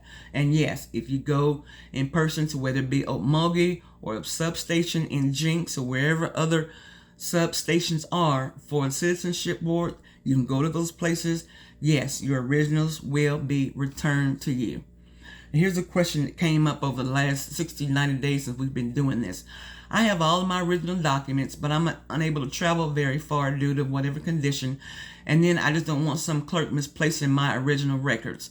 Then a response that I would give, a suggestion on this, because there's no paid legal advice here. These are just recommendations for people. And if you have a relative in the state that can go for you or a friend, get the correct form notarized, make copies of your ID, social security card, passport photo, make copies of that and the original records. They can take that in person for you. They will bring your original forms back. So that's an option that you can also use instead of going in person or mailing. Someone can take that for you. I didn't have to sign anything. I was just turning in someone else's complete application. I didn't have power of attorney or guardianship. I wasn't doing that for that type of person. It was a person applying for themselves, but not in a position to travel. I was able to take their forms and get their originals back and take it to that person, even that marriage license. Because they gave me that stink eye. Girl, if I don't get this stuff back. So it was like I had the Brinks truck. I had 1 million gold bars in my car, the way I felt driving with that marriage license that time. Once again, slow down. This isn't a race. Now that we know there's still things in litigation, there's still things pending. There are people who are going to even appeal their denials. It's not a race. Take your time. Whether you're doing this online, on your mobile or tablet, take your time and read each answer question thoroughly. Go back and reread it. And I'll tell you why. I was in here on a Sunday chatting with other people on the text. I was doing my ordering online by mobile, thinking I had all the dates and names in my head, which for a lot of the main characters, I do have date of birth or have it handy or snippets in my phone gallery to where I could access it while I was online.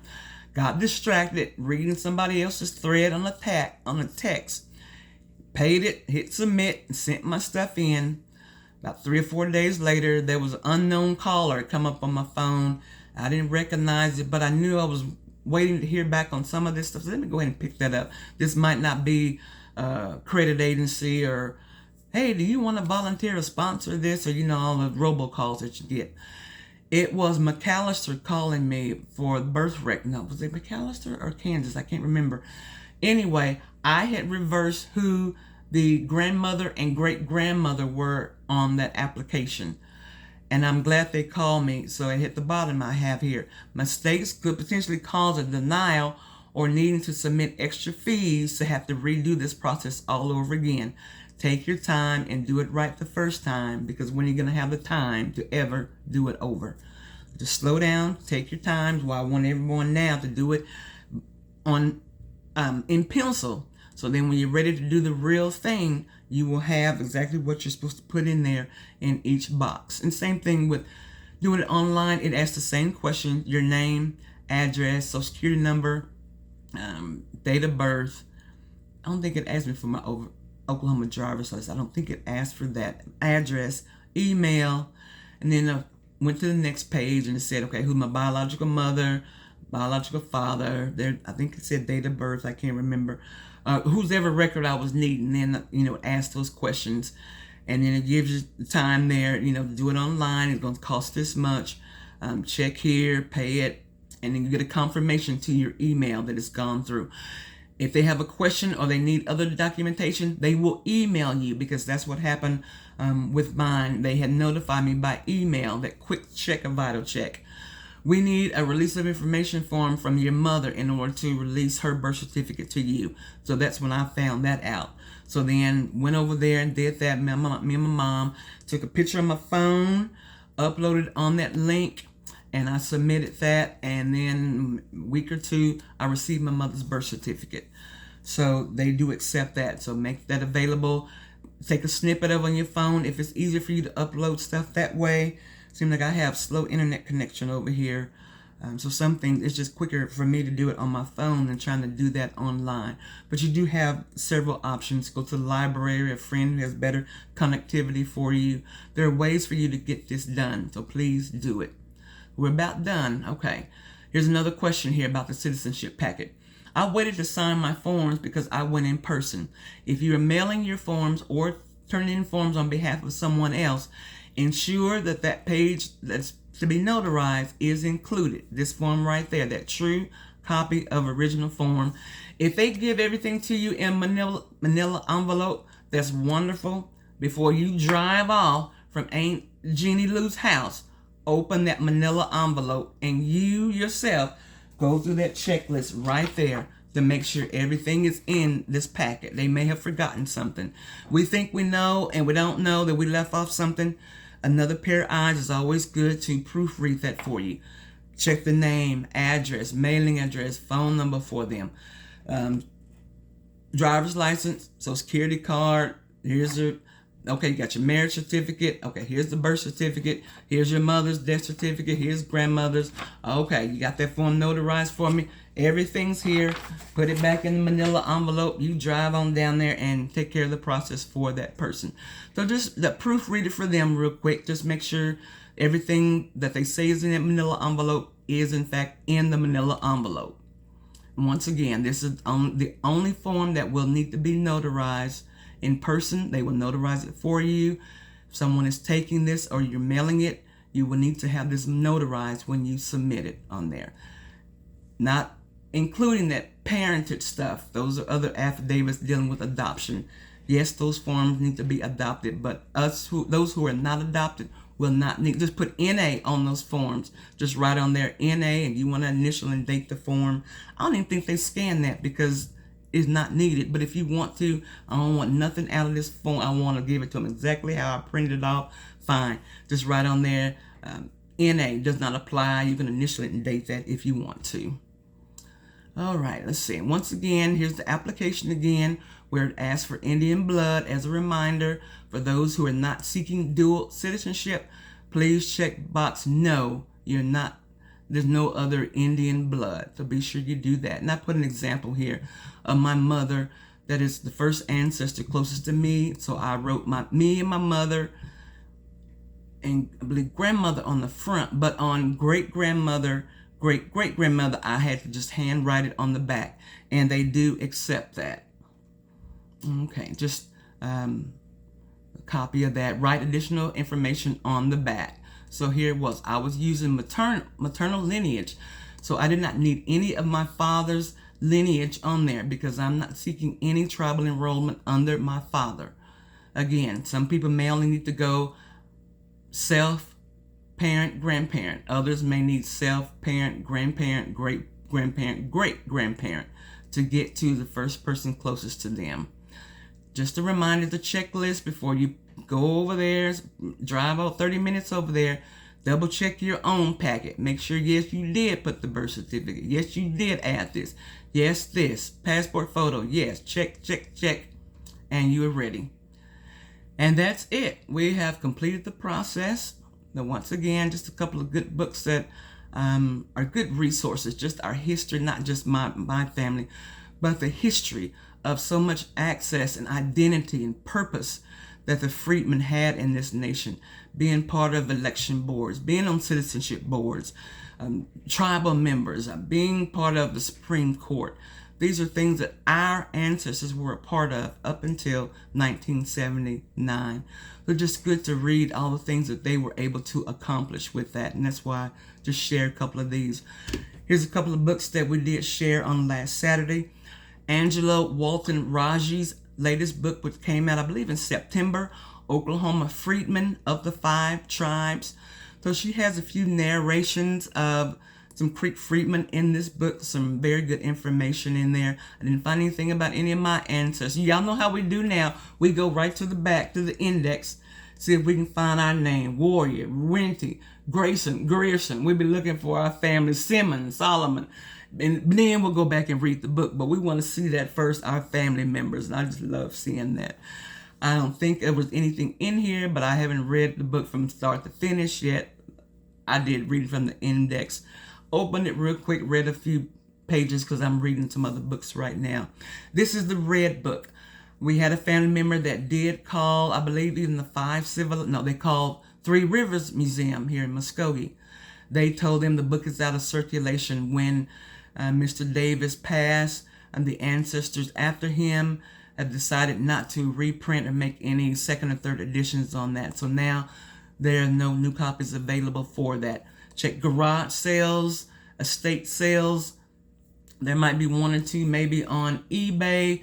It's going to be very costly there. If you're just looking for your own, you know someone that has it, ask to borrow it.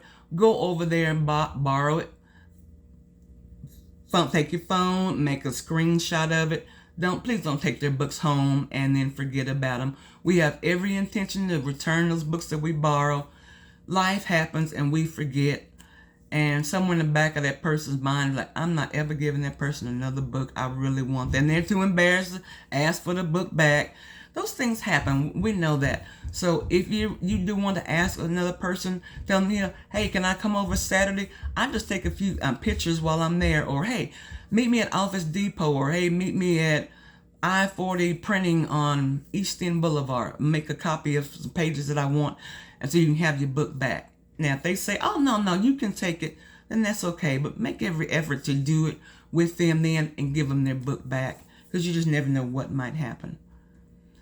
Just acknowledging Muscogee Nation. You can click that. If you need the website or the link, there it is. There is their office, a regional office in Muscogee. There is the information. And there's the link to the attorney, Mario Simmons Solomon, on that coalition on behalf of Muscogee Creek Freedmen and their Attorney General's appeal on that. I have a link to that. Some more information. On the last few pages here, when I was sharing earlier about it's going to be a paradigm shift in our thinking. We don't even know what's available to us because we haven't had anybody to share with us what they get. Only thing we know is maybe the commodities or the cheese or the parents used to get or somebody would give to us, or the red tag. That's about all we know. But there's so much that is available to a citizen.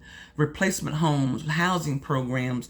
Just in the last few slides, I've got a couple of snips here. I love the website Fold 3.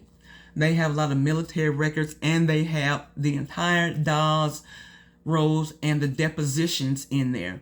When they were going down to the courthouse, they would sit before the commission, like when you're in a jury, and you go sit in the witness stand, and you're a witness, and you have to go up there and in that defense asks you questions, and petitioner, they're asking you questions.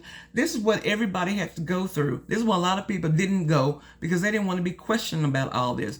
Patsy has about 7 or 8 different depositions because she was taking care of some people. A person was named McIntosh, but their real name wasn't McIntosh. They were just living in Patsy's house, so they had to come and she had to give a deposition to validate, yes, that person is Creek. Their last name is Smith. It ain't McIntosh. They just lived with me while they were going to school. She's raising nieces and nephews, so all kind of stuff. And she has funny, hilarious comments. Well, he's sitting over there. You can ask him when you interview him. I don't know why I have to answer that for him.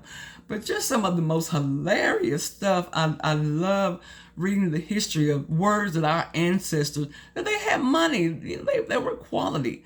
They had land. They had acreages long before they were given this 160 acres as well. So they knew how to talk intelligently to people, and they could take care of themselves. And that's why I love Patsy. When Patsy died, she had $10,000 in cash strapped to her thigh.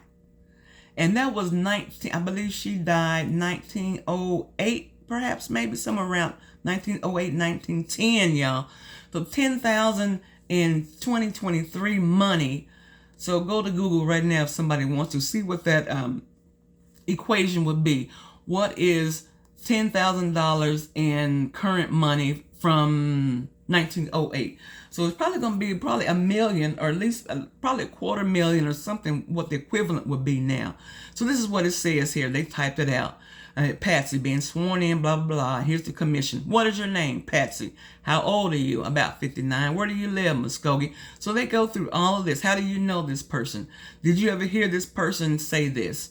Like, well, how much money did you get? Were you on the Dunn roll? I don't know. Did you get the $12 check or the $2 check? So that's how they would identify. Are you talking about that not Fort Stockton, Townsend? There was some kind of roll in that area. There was a Dunn roll that they get cash allotments. They didn't know which ones that they were on. Some couldn't read. They'd have to sign by an X. But they would ask them, is that the $2 roll or is that the $5 roll? And when they would identify it that way, then it's on that official record. See number 508 in the Dunn roll. And that's where their information is as well. So they will go through all of that. So I just did a snippet of that. So I love that website. Some of that is on Ancestry, but it is also on that Fold 3. Once again, get a vision of your shall be. Where do you want to pursue this? We want to see it through the finish. And Rhonda told the newspapers, this is my birthright. And I love that statement, and I use that now all the time. May our ancestors be remembered and honored by our actions. Once again, thank all of you for being here. These last slides are some of the community centers that are in a few cities. I listed maybe about 5 or 6 cities: Coweta, Muscogee, Eufaula, Okmulgee, places where they have community centers, where they have community meetings, where they have nutrition sites. Some of these places also have their pharmacies. Information here, some links and information. I just provided a few cities: Muscogee, Coweta, Shakota, Eufaula, over a couple of places that I did provide information for you. So any questions, I'm available. Any questions anybody might have, or any feedback, any hiccups or things that you have experienced going through this process. If you want to share that with us now, the floor is open. You share with us what you've gone through in this process. The value of $10,000 today would be $333,751.09. Wow. Well, I'm gonna write that and update this slide. Oh man. Okay. Well, on my ancestry, $10,000 in 2023. Oh my goodness. I knew it'd be close up there. So she was packing. I mean, y'all, this was a strap. This was her pocket money. This was her pocket change. So they were wealthy and affluent. And it's just so frustrating to know all the land, even just thinking about Sarah Rector in the Taft area, all of that land, Chaska Bottoms, Redbird, when you know that road where you from Tallahassee, Redbird, and going to Coweta that way, and that Chaska right there where you see those sod fields, that was called Chaska Bottoms because it was like a floodplain. All of that area was all the oil, and there was land that we had, and we're eventually swindled out of that. And the first slides, I did have some context, had some history of some of the motives and intents that they wanted by that, because the Indians, they were egalitarian. Yes, they had a chief, but everything was voted on unanimously. Everybody shared in the decision making. It wasn't like a president, Supreme Court, Prime Minister, House of Representatives, and they vote for what you all send them there to do. Everybody had a say. But if they come in and limit how many acres you have, all of Oklahoma territory is now off limits to them. So if they parcel off portions, the Anglo-Saxons to get the rest of the territory for themselves. So that was the motive and intent about making this role, because they have been colonizing countries forever. They've done it to China, they've done it in India, but we know how they have colonized Belgium and the Congo with the rubber tree plants, amputating feet and arms if they didn't make their rubber plant quota for the day. Just horrific what they have done in colonizing nations. So they're pretty familiar and schooled in that process. So it was an intent behind that. So all of Indian territory didn't necessarily belong to all Indians anymore. You were now relegated to so many acres, and then they could run in on the land run and take up the rest of the land, or swindle land out of people where there was oil-rich property. I'll put it that way. Thank you, Kelvin, for that. Anybody else? Any feedback or comment? Social Security card. You mentioned that several times. Is that necessary, or was that and or the license? No, driver's license and Social Security card. So both of them. Mm-hmm. If you do not have it and need to go to the Social Security office and get one, you can do the application process online, but you still have to go in. They don't take walk-ins. They have to make you an appointment for you to go in there to show them your valid driver's license for them to give you the copy of your Social Security card. I did this in October, made my appointment, and my appointment is January the 18th. So it's not, you call them today and you can get in there Tuesday for an appointment. So if you're needing your Social Security card or relaying this to someone else, make sure you get that information to them. If you can't find yours, make a request, knowing that it's going to be, a while before you get that appointment to go in and show your ID to get your card. Be sure and stress that when you are sharing driver's license and Social Security card. Okay, now in a case like mine, I would probably be doing it for my adult daughter and her children. Mm-hmm. Is it only the applicant, the person who's submitting that day, needs the Social Security card, or each person?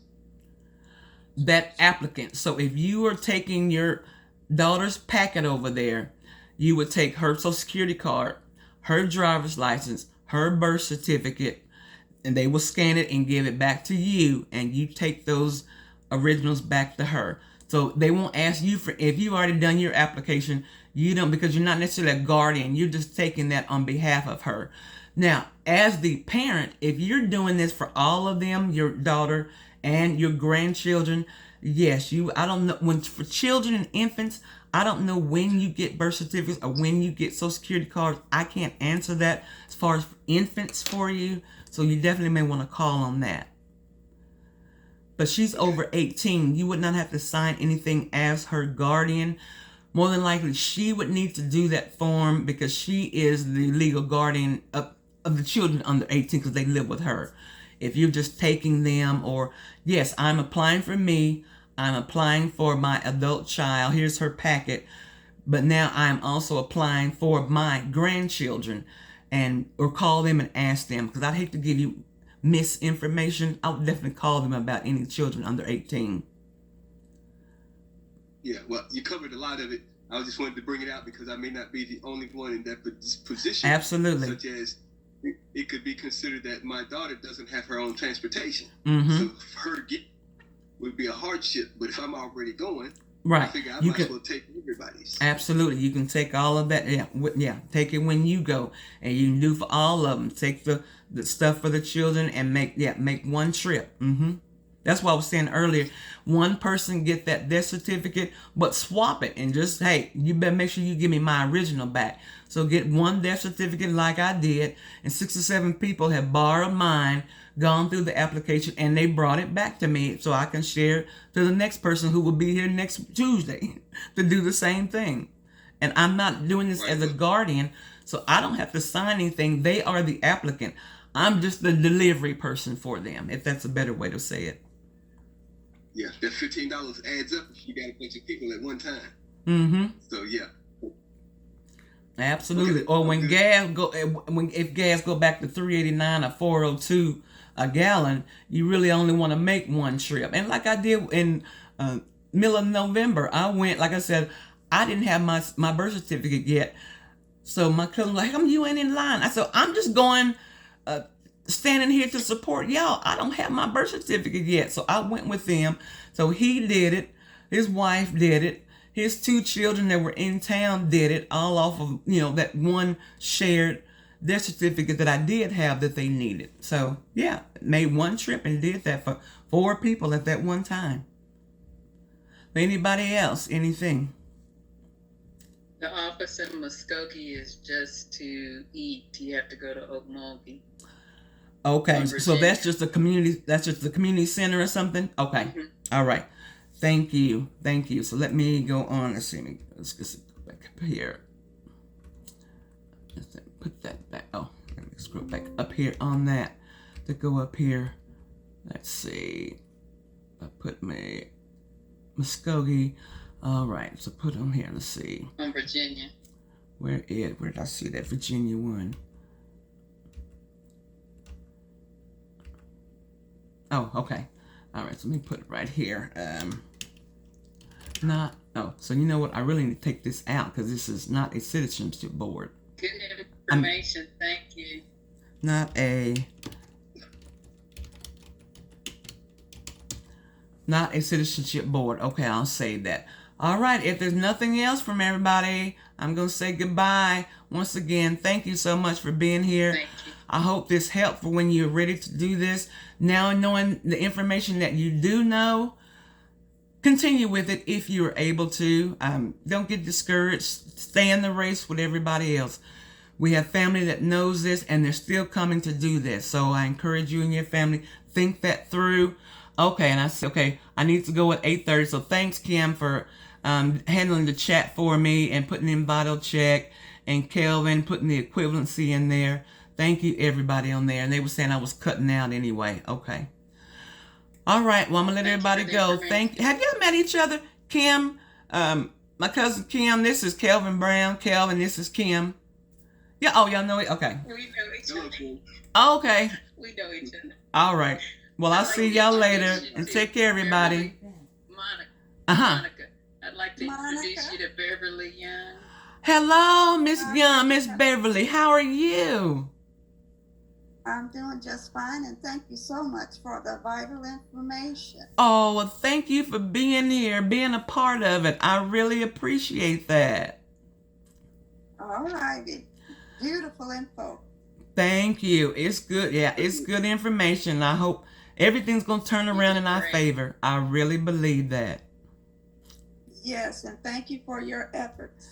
Thank you. You be well and have a Merry Christmas. Everybody else, have a Merry Christmas. Happy Ditto. All right. You take care. All right. So nice meeting you. Oh, thank you, Kim. How sweet. All right, everybody. Bye-bye. Bye-bye. Bye. Okay, well, that wraps it up. So we finished a makeup session. I want to share that information that we received in the family. Y'all know how you have your cousin thread, you got your auntie thread, you have your sibling thread, you got the entire clan thread, all the texts that you have going on. And on one of those threads, a family member did share the information they did receive their denial letter back. And it is reverting back to that old 79 ancient stuff that the judge just outruled in September that is no longer valid. But they recognize that blood road to be able to deny our relative today with that. Even discounting what their own Supreme Court order based on their appeal that everything be suspended right now and make no decisions because there's pending litigation. So there's already 2-3 strikes against that process that they are using. I won't say a them because it's not a them. It's a process, and they are using a misguided process. We don't know the motive behind that, why they did it. As I stated earlier, there's a lot of land that went and goes into 160 acres. So you have somebody that has 4, 5, 8, 9 children. They had large families. They needed help in the kitchen. They needed help in the cotton fields. They needed help shucking corn, hoeing, pulling the cows. So it was nothing for a family to have 12 children because they needed that help to be able to support and provide for themselves the summer, store up stuff for the fall, so they would have something to eat on through the winter when everything else was running thin. They had things stored in the basement and the cellars and the coolers, peas that they canned, pears, squash, everything that they had canned. So a large family was necessary. Now, you have 12 children, you and your wife, brother, sister, and aunties, each getting 160 acres. That's probably the entire size of perhaps one city. And one relative told me in November of like a month ago, November, they said they grew up hearing and knowing information from their parents that Edna Mae, the Elliots, own over 40% of Muscogee. And the way I said to him, I said, I can believe that, knowing that because I've seen that plot. I have a copy of that allotment sheet, and it shows the acreage and where it is, according to the Arkansas River over there where we crossed the river on 69 going to the Broken Expressway. All of that area in there, Arkansas River, Fern Mountain, Taft, Blackjack, a lot of the Y bark as we had shared.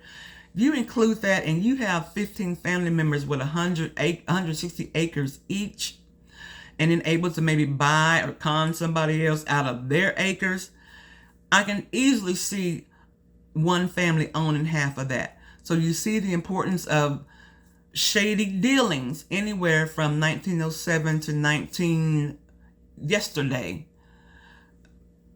swindling people out of their lands. Like they would go when they go into new territories with the savages.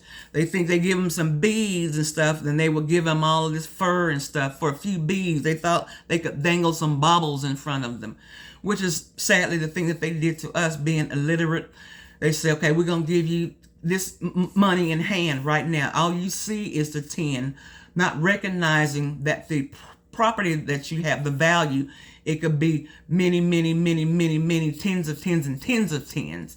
So not being able to visually see the value of that land, what it would be 5 years from then, 20 years from now, passing that down from generation to generation, how important that land ownership would be, which we now realize how important land ownership.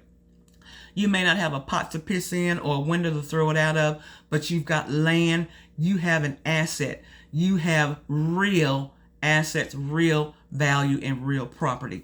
We see that now, but a lot of people were not aware of that 100 years ago, which is unfortunate, and how our family and relations and friends and so many in our communities were affected and swindled out of land.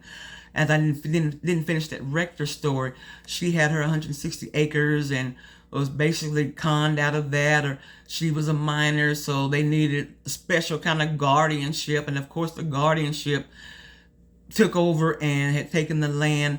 Now, I believe within the last 10, 15, 20 years, the Rector family that is in the St. Louis, Missouri area have received reparations from that. I believe they've gone to litigation. They came to one of the Muscogee Creek Indian Freedmen Band meetings. I want to say maybe 24, 25, or 26, because I remember meeting some of her, Sarah Rector's descendants that are alive today.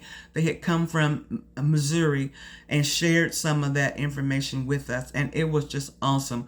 But I believe probably not the totality of what they would do, if a true judgment was rendered to them, but I believe that there was some type of compensation.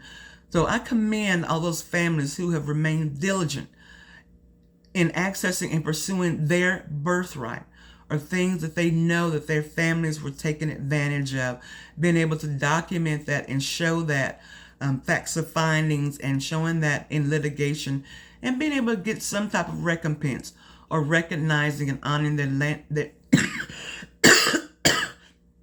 ancestors by at least going through the process. That's why I want us to do that.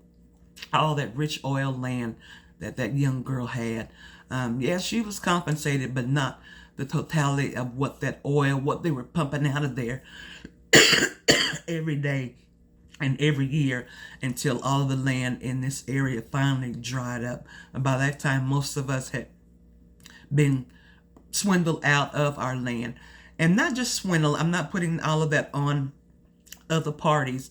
For some, like I said, we didn't know the importance of ownership, maybe at that time, land ownership, what it would mean as far as real estate properties, the values increasing and decreasing over time, having a real asset to be able to pass down to your generations.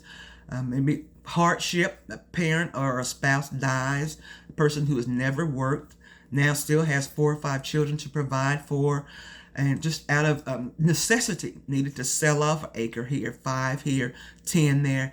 Before you know it, you end up moving in the city, which a lot of us did. We moved from the Fern Mountain, Weibart, York Street, Harris Road area. All of that is where the Freedmans from Fort Gibson, because that was, where the Union, and to Honey Springs, how much, the territory here. We then had to just move into this one little lot, half a quarter acre maybe, of land to build a house in the city, because you had to eventually sell off piecemeal just to provide for your family in the meantime.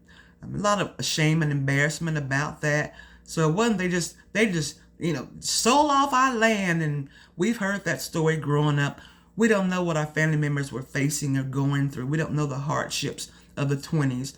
I can't tell you what it was like to actually experience Jim Crow, the way they live with Jim Crow. Although he's in our rearview mirror right now, Jim Crow was riding in the car with them every day. It was a reality for them. So we don't know everything that they had to go through to be able to provide or just exist at that time, in the hardships and the struggles. Ended up having to sell that land. And around that time was the stigma coming about, the Anglos. If you weren't an Anglo or Aryan, you were savage. That was the key word of late 18th century, early 19th, early 20th century. Everything was savages. If you weren't a Christian, you were Catholic, or you had your indigenous practices, you were savages. If they could identify you that way, to demean you, degrade you, marginalize you, devalue you as a people, it was easier for everybody else to accept that too and see you as savage, not deserving, not worthy enough to own 160 acres. You don't deserve that. You're a savage. You don't really know the true meaning or value of that, and losing that. But there was stigma with indigenous nations, because the stigma of Indians and alcoholism. So there was you were either savage, you were a drunk, and the stigma that went behind that. A lot of freedmen did not want to identify as Indian. And then you have family members, which one you gonna be? You gonna be black? You gonna be Indian? You gonna try to be Blendian, which is black and Indian? How are you gonna identify? And without having to go through all that drama during the civil rights, having to choose alliances, you couldn't say, well, I'm yes and, meaning both and. I am this and I am that as well. I don't have to now choose in this present moment. But 175, 80 years ago, you might have had to make a choice. Are you going to live with them in a teepee? No, that's stigma that went around. Or are you going to be black? Black power as it was back then. So you had to make those hard choices. So now we do have that option. So we're trying to pursue and gather everything that our ancestors had, which is our right, to be able to now carry that on to the next generation. I'm not going to take up any more of your time, but I thank you all for being a part of this process. To me, it is monumental. As I've stated, I remember as a kid sitting outside one of the doors, because kids at that time, you couldn't come in and listen to grown folks' business. This is grown folk. Get out. When they started, girl, remember, we got some kids and y'all get out. And you'd have to go out and play, whatever play it was, but you ain't gonna play up in here and hear no grown conversation. But you know how we do, we'd either get on the walls to see if we could hear because the walls were thin, or we'd stand outside, or we'd go in the bathroom and we'd crack the doors and we kind of listen. Y'all know what y'all did because I did it too. And hearing some of those old stories of what they did, a Big Mama did this, and now in my today, going through the cemeteries and seeing where Big Mama, where her marker is, going on Ancestry of Fold 3, going to Google Maps and doing the graphics and enlarging that, going down and being able to see right there, pinprick of where that land actually is today. Where on some of our land there are still buildings there. They might be caved in or overgrown with weeds, but to see it was real wood there. There was a real house. My family was there. They cooked here. And my great aunt Martha, so that would be Edna Mae's sister, or was that Eliza Jane's sister, Martha? I can't remember right now. I don't have the paper in front of me. But a house over in the Georgetown, 11th, 12th, 13th area of Georgetown, Fremont over there. She had a 2-story house. She had ballrooms in her home. She had food catered. She had servants. These were inside of her houses. Chandeliers. So these were things that they owned. They had wealth. They were the elite of Muscogee, a part of the National Negro League. They were they were officers. They held offices in the Negro League. When Booker T. Washington was traveling through here and through all the United States, he was coming to all black towns in Oklahoma. He was coming to Muscogee, or he was going to Tallahassee, or he was going to Bowley, because those were large population centers with black freedmen, but also non-citizens of black that owned property, and they had wealth and status. We owned banks, not just on Greenwood Avenue, Archer, and Pine in Tulsa, but all through the state of Oklahoma. And we want to honor that and remember what they had, and just maybe get a shadow of it now in our lives, knowing that it's just a foreshadow of all that will be revealed and given to us when we end our life on this plane, and that mortal coil is unloosed, and we enter the King of Glory with our Father, King, Lord, and Savior, Messiah, HaMashiach, Mashiach, Jesus the Christ. All things will be known at that time. I'll receive my mansion. I'll walk in yours. I like fried chicken. I hope Gabriel and Peter and whatever they have, maybe I don't go in the throne room, but they said there's going to be rivers and fruit with 12 trees. So if there's stuff for me to eat, I'm pretty sure I'm going to have some Mexican and at least some kind of good chicken in the kingdom when we're celebrating eternally in the kingdom all together as one family. Regardless of our color, our race, our beginnings, our history, it's that moment where we are then in the kingdom with our Father forever and ever. So make peace with these things. We can't keep pointing fingers and having certain things trigger us. Yes, it does hurt. It's so disappointing.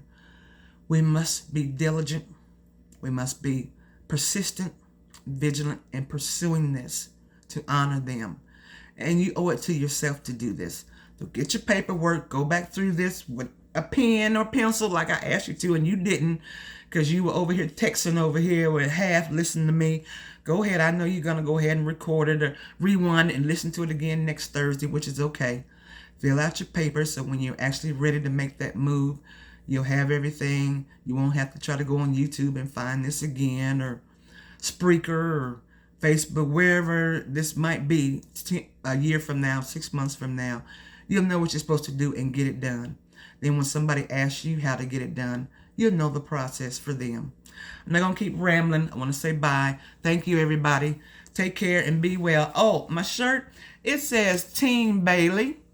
I am proud also of my paternal heritage, the Bailey clan.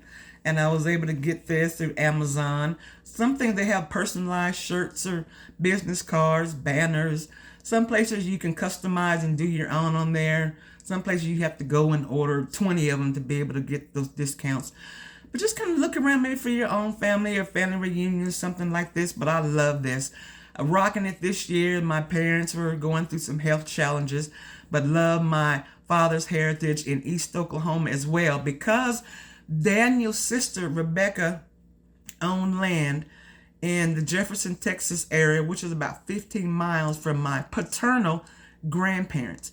She owned thousands of acres of land in Jefferson that is now there, and the Lady Bird Johnson Foundation ended up claiming a lot of that property. So they own that now, so you can't tour to actually go on there to see Rebecca McIntosh's old plantation. But during the Civil War, what made these five nations civilized? Because they practiced the institution of slavery. They enslaved citizens, enslaved blacks, and other races. So if you were a slave owner, you were considered, remember, a citizen, you were assimilated, or a savage. That's what made you civilized. So during the Civil War, they didn't want any of their slaves or even freedmen that were on their land, because they grew up like kin. It wasn't those distinctions like the South was wanting it to be for all states. A lot of that was exclusively through the South, but then the Indian nations began to pick up and adopt a lot of those white practices, because they began to marry, because they knew how to do that, being colonizers with England and China and India and everywhere else. They knew how to make alliances with King Henry and Queen Isabella. They knew to marry their kids one to another. You have great pacts right there. So when you have an army, you've got two nations that are good manpower. You got money, you got resources to be able to fight those battles. So even when they came over here, they were doing the same thing, intermarrying, so they could have now their lineage in that bloodline to be able to access land and territory and property. So in the Civil War, to keep any Indians or freedmen or blacks at that time who were also free and were able to buy their freedom, my 4 times great-grandmother Sarah bought freedom for her two daughters, Elizabeth and Julia. Julie is the one that had relations with Daniel, the Indian chief's son, Daniel McIntosh, who's buried over there in Eufaula now by Fame, Oklahoma, in all that area. His burial ground and McIntosh markers over there today. We do have blood, but as I said earlier, he was already dead by the time they came out with the roll, so we can't recognize the blood citizenship by Daniel, because Daniel was not on the 1906 roll. He was already dead. But to keep any of them from running to Kansas or joining up with the Union Army that was about to roll up through here and Honey Creek battle and all of that, they loaded them all up on ferry boats and put them on the Arkansas River down there to Texas, to Rebecca's land. So they stayed there. Then after the Civil War, most of them came back. Some stayed, because me and my mom, we met some of our kinship here in Oklahoma under this McIntosh Elliott, that they never knew to come back. They stayed in Texas and still have descendants there now in Jefferson, Texas, about 17 miles from where my paternal grandparents. I spent every summer down there in Marshall, Texas, and never knew all of that.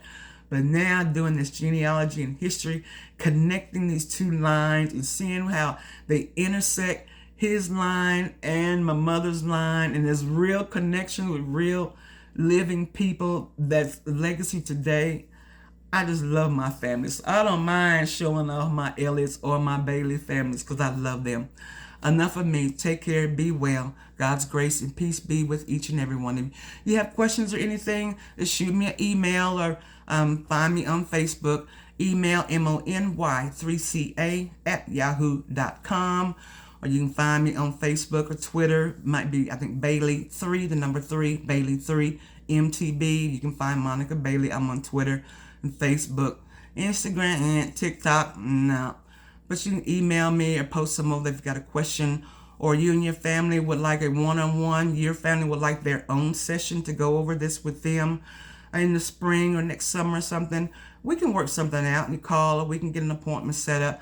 How many people, what are we looking up, and I can get, since it's my account on the Zoom We can use freeconference.com or whatever other virtual platforms are out there.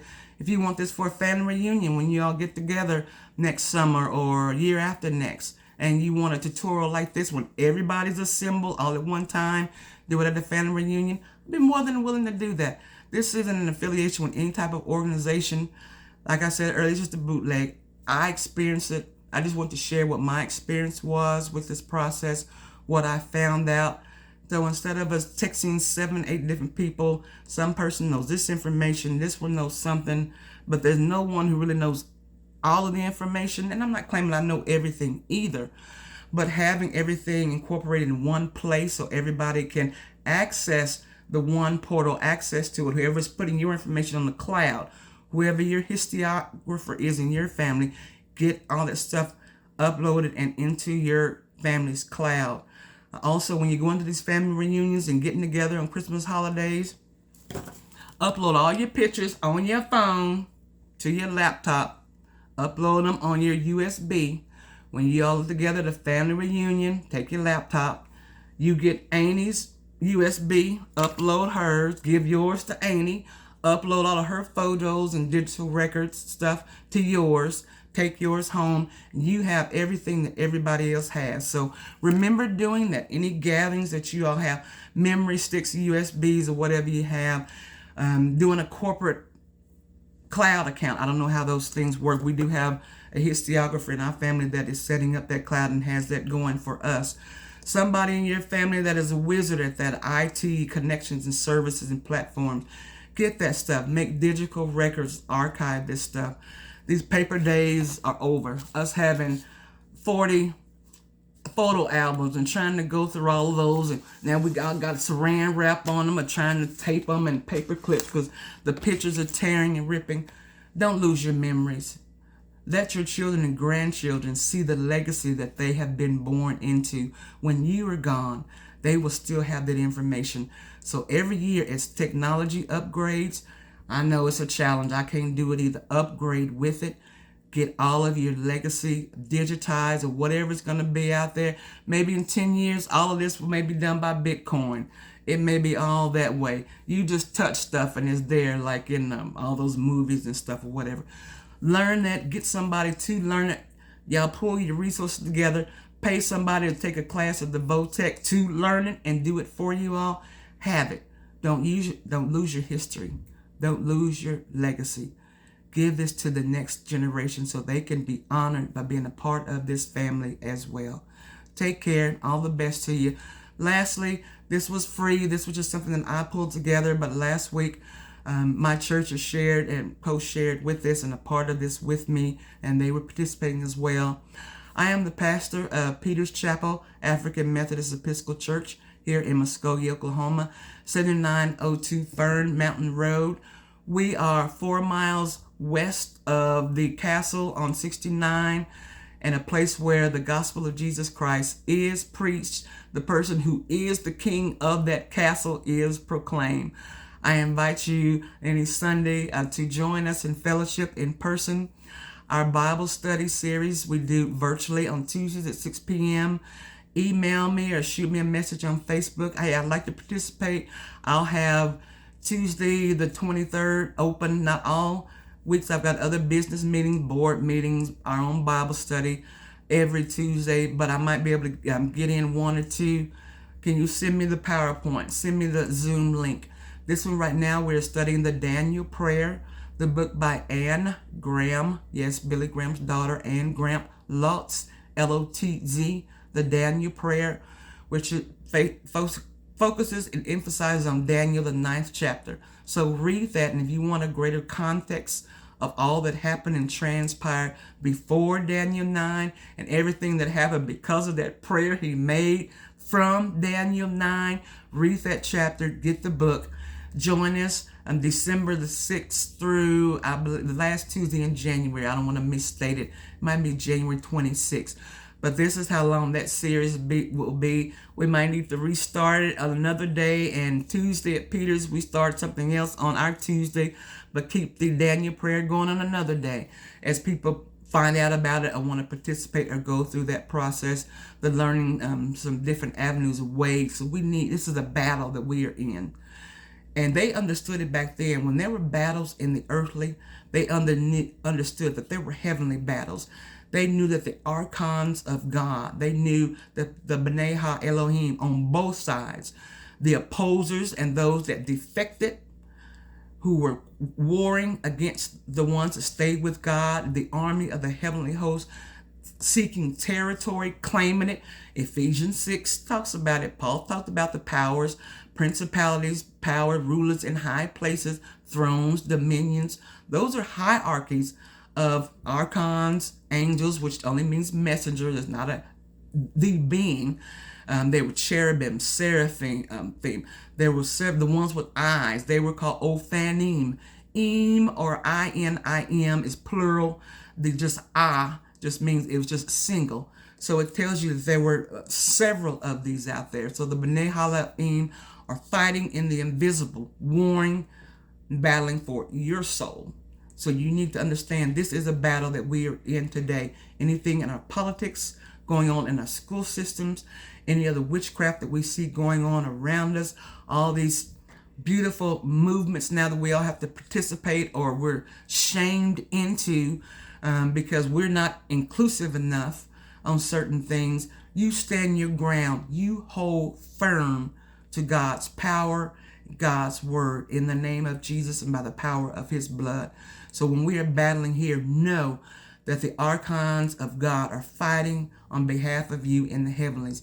Daniel shows us a glimpse into that and how he was able to get a prayer through, get an answer back, and get real responses, and had evidence that we see today with Israel back into their land. All of what we see now going on was a consequence of that prayer and how he moved on an entire nation for his nation because he humbled himself before the true and living God. It's powerful and it's amazing. So because Peter's Chapel participated in that as well, I just want to throw out, anybody wants to throw a Giving Tuesday to Peter's Chapel and to us, you can mail a check, Peter's Chapel AME Church, 7902 Fern Mountain Road, Muscogee, Oklahoma, 74401, or send that to my Cash App, Rev3, REV, the number 3, Buck, B-U-C-K, Rev3 Buck. Shoot me something. I will make sure to deposit that and get that to the church. If you need a receipt for anything that you send, get that information to us. We will get that to you. But thank you so much. Anything that you can do to help this platform continue to get this information out to other people, we'd appreciate it. Just because you love the body of Christ, you see someone doing something on behalf of God's kingdom and for his people, you just want to break off a little chunk and throw it this way, we'd appreciate it. So take care, be well. God's grace and peace be multiplied on each of you. See you soon. Bye.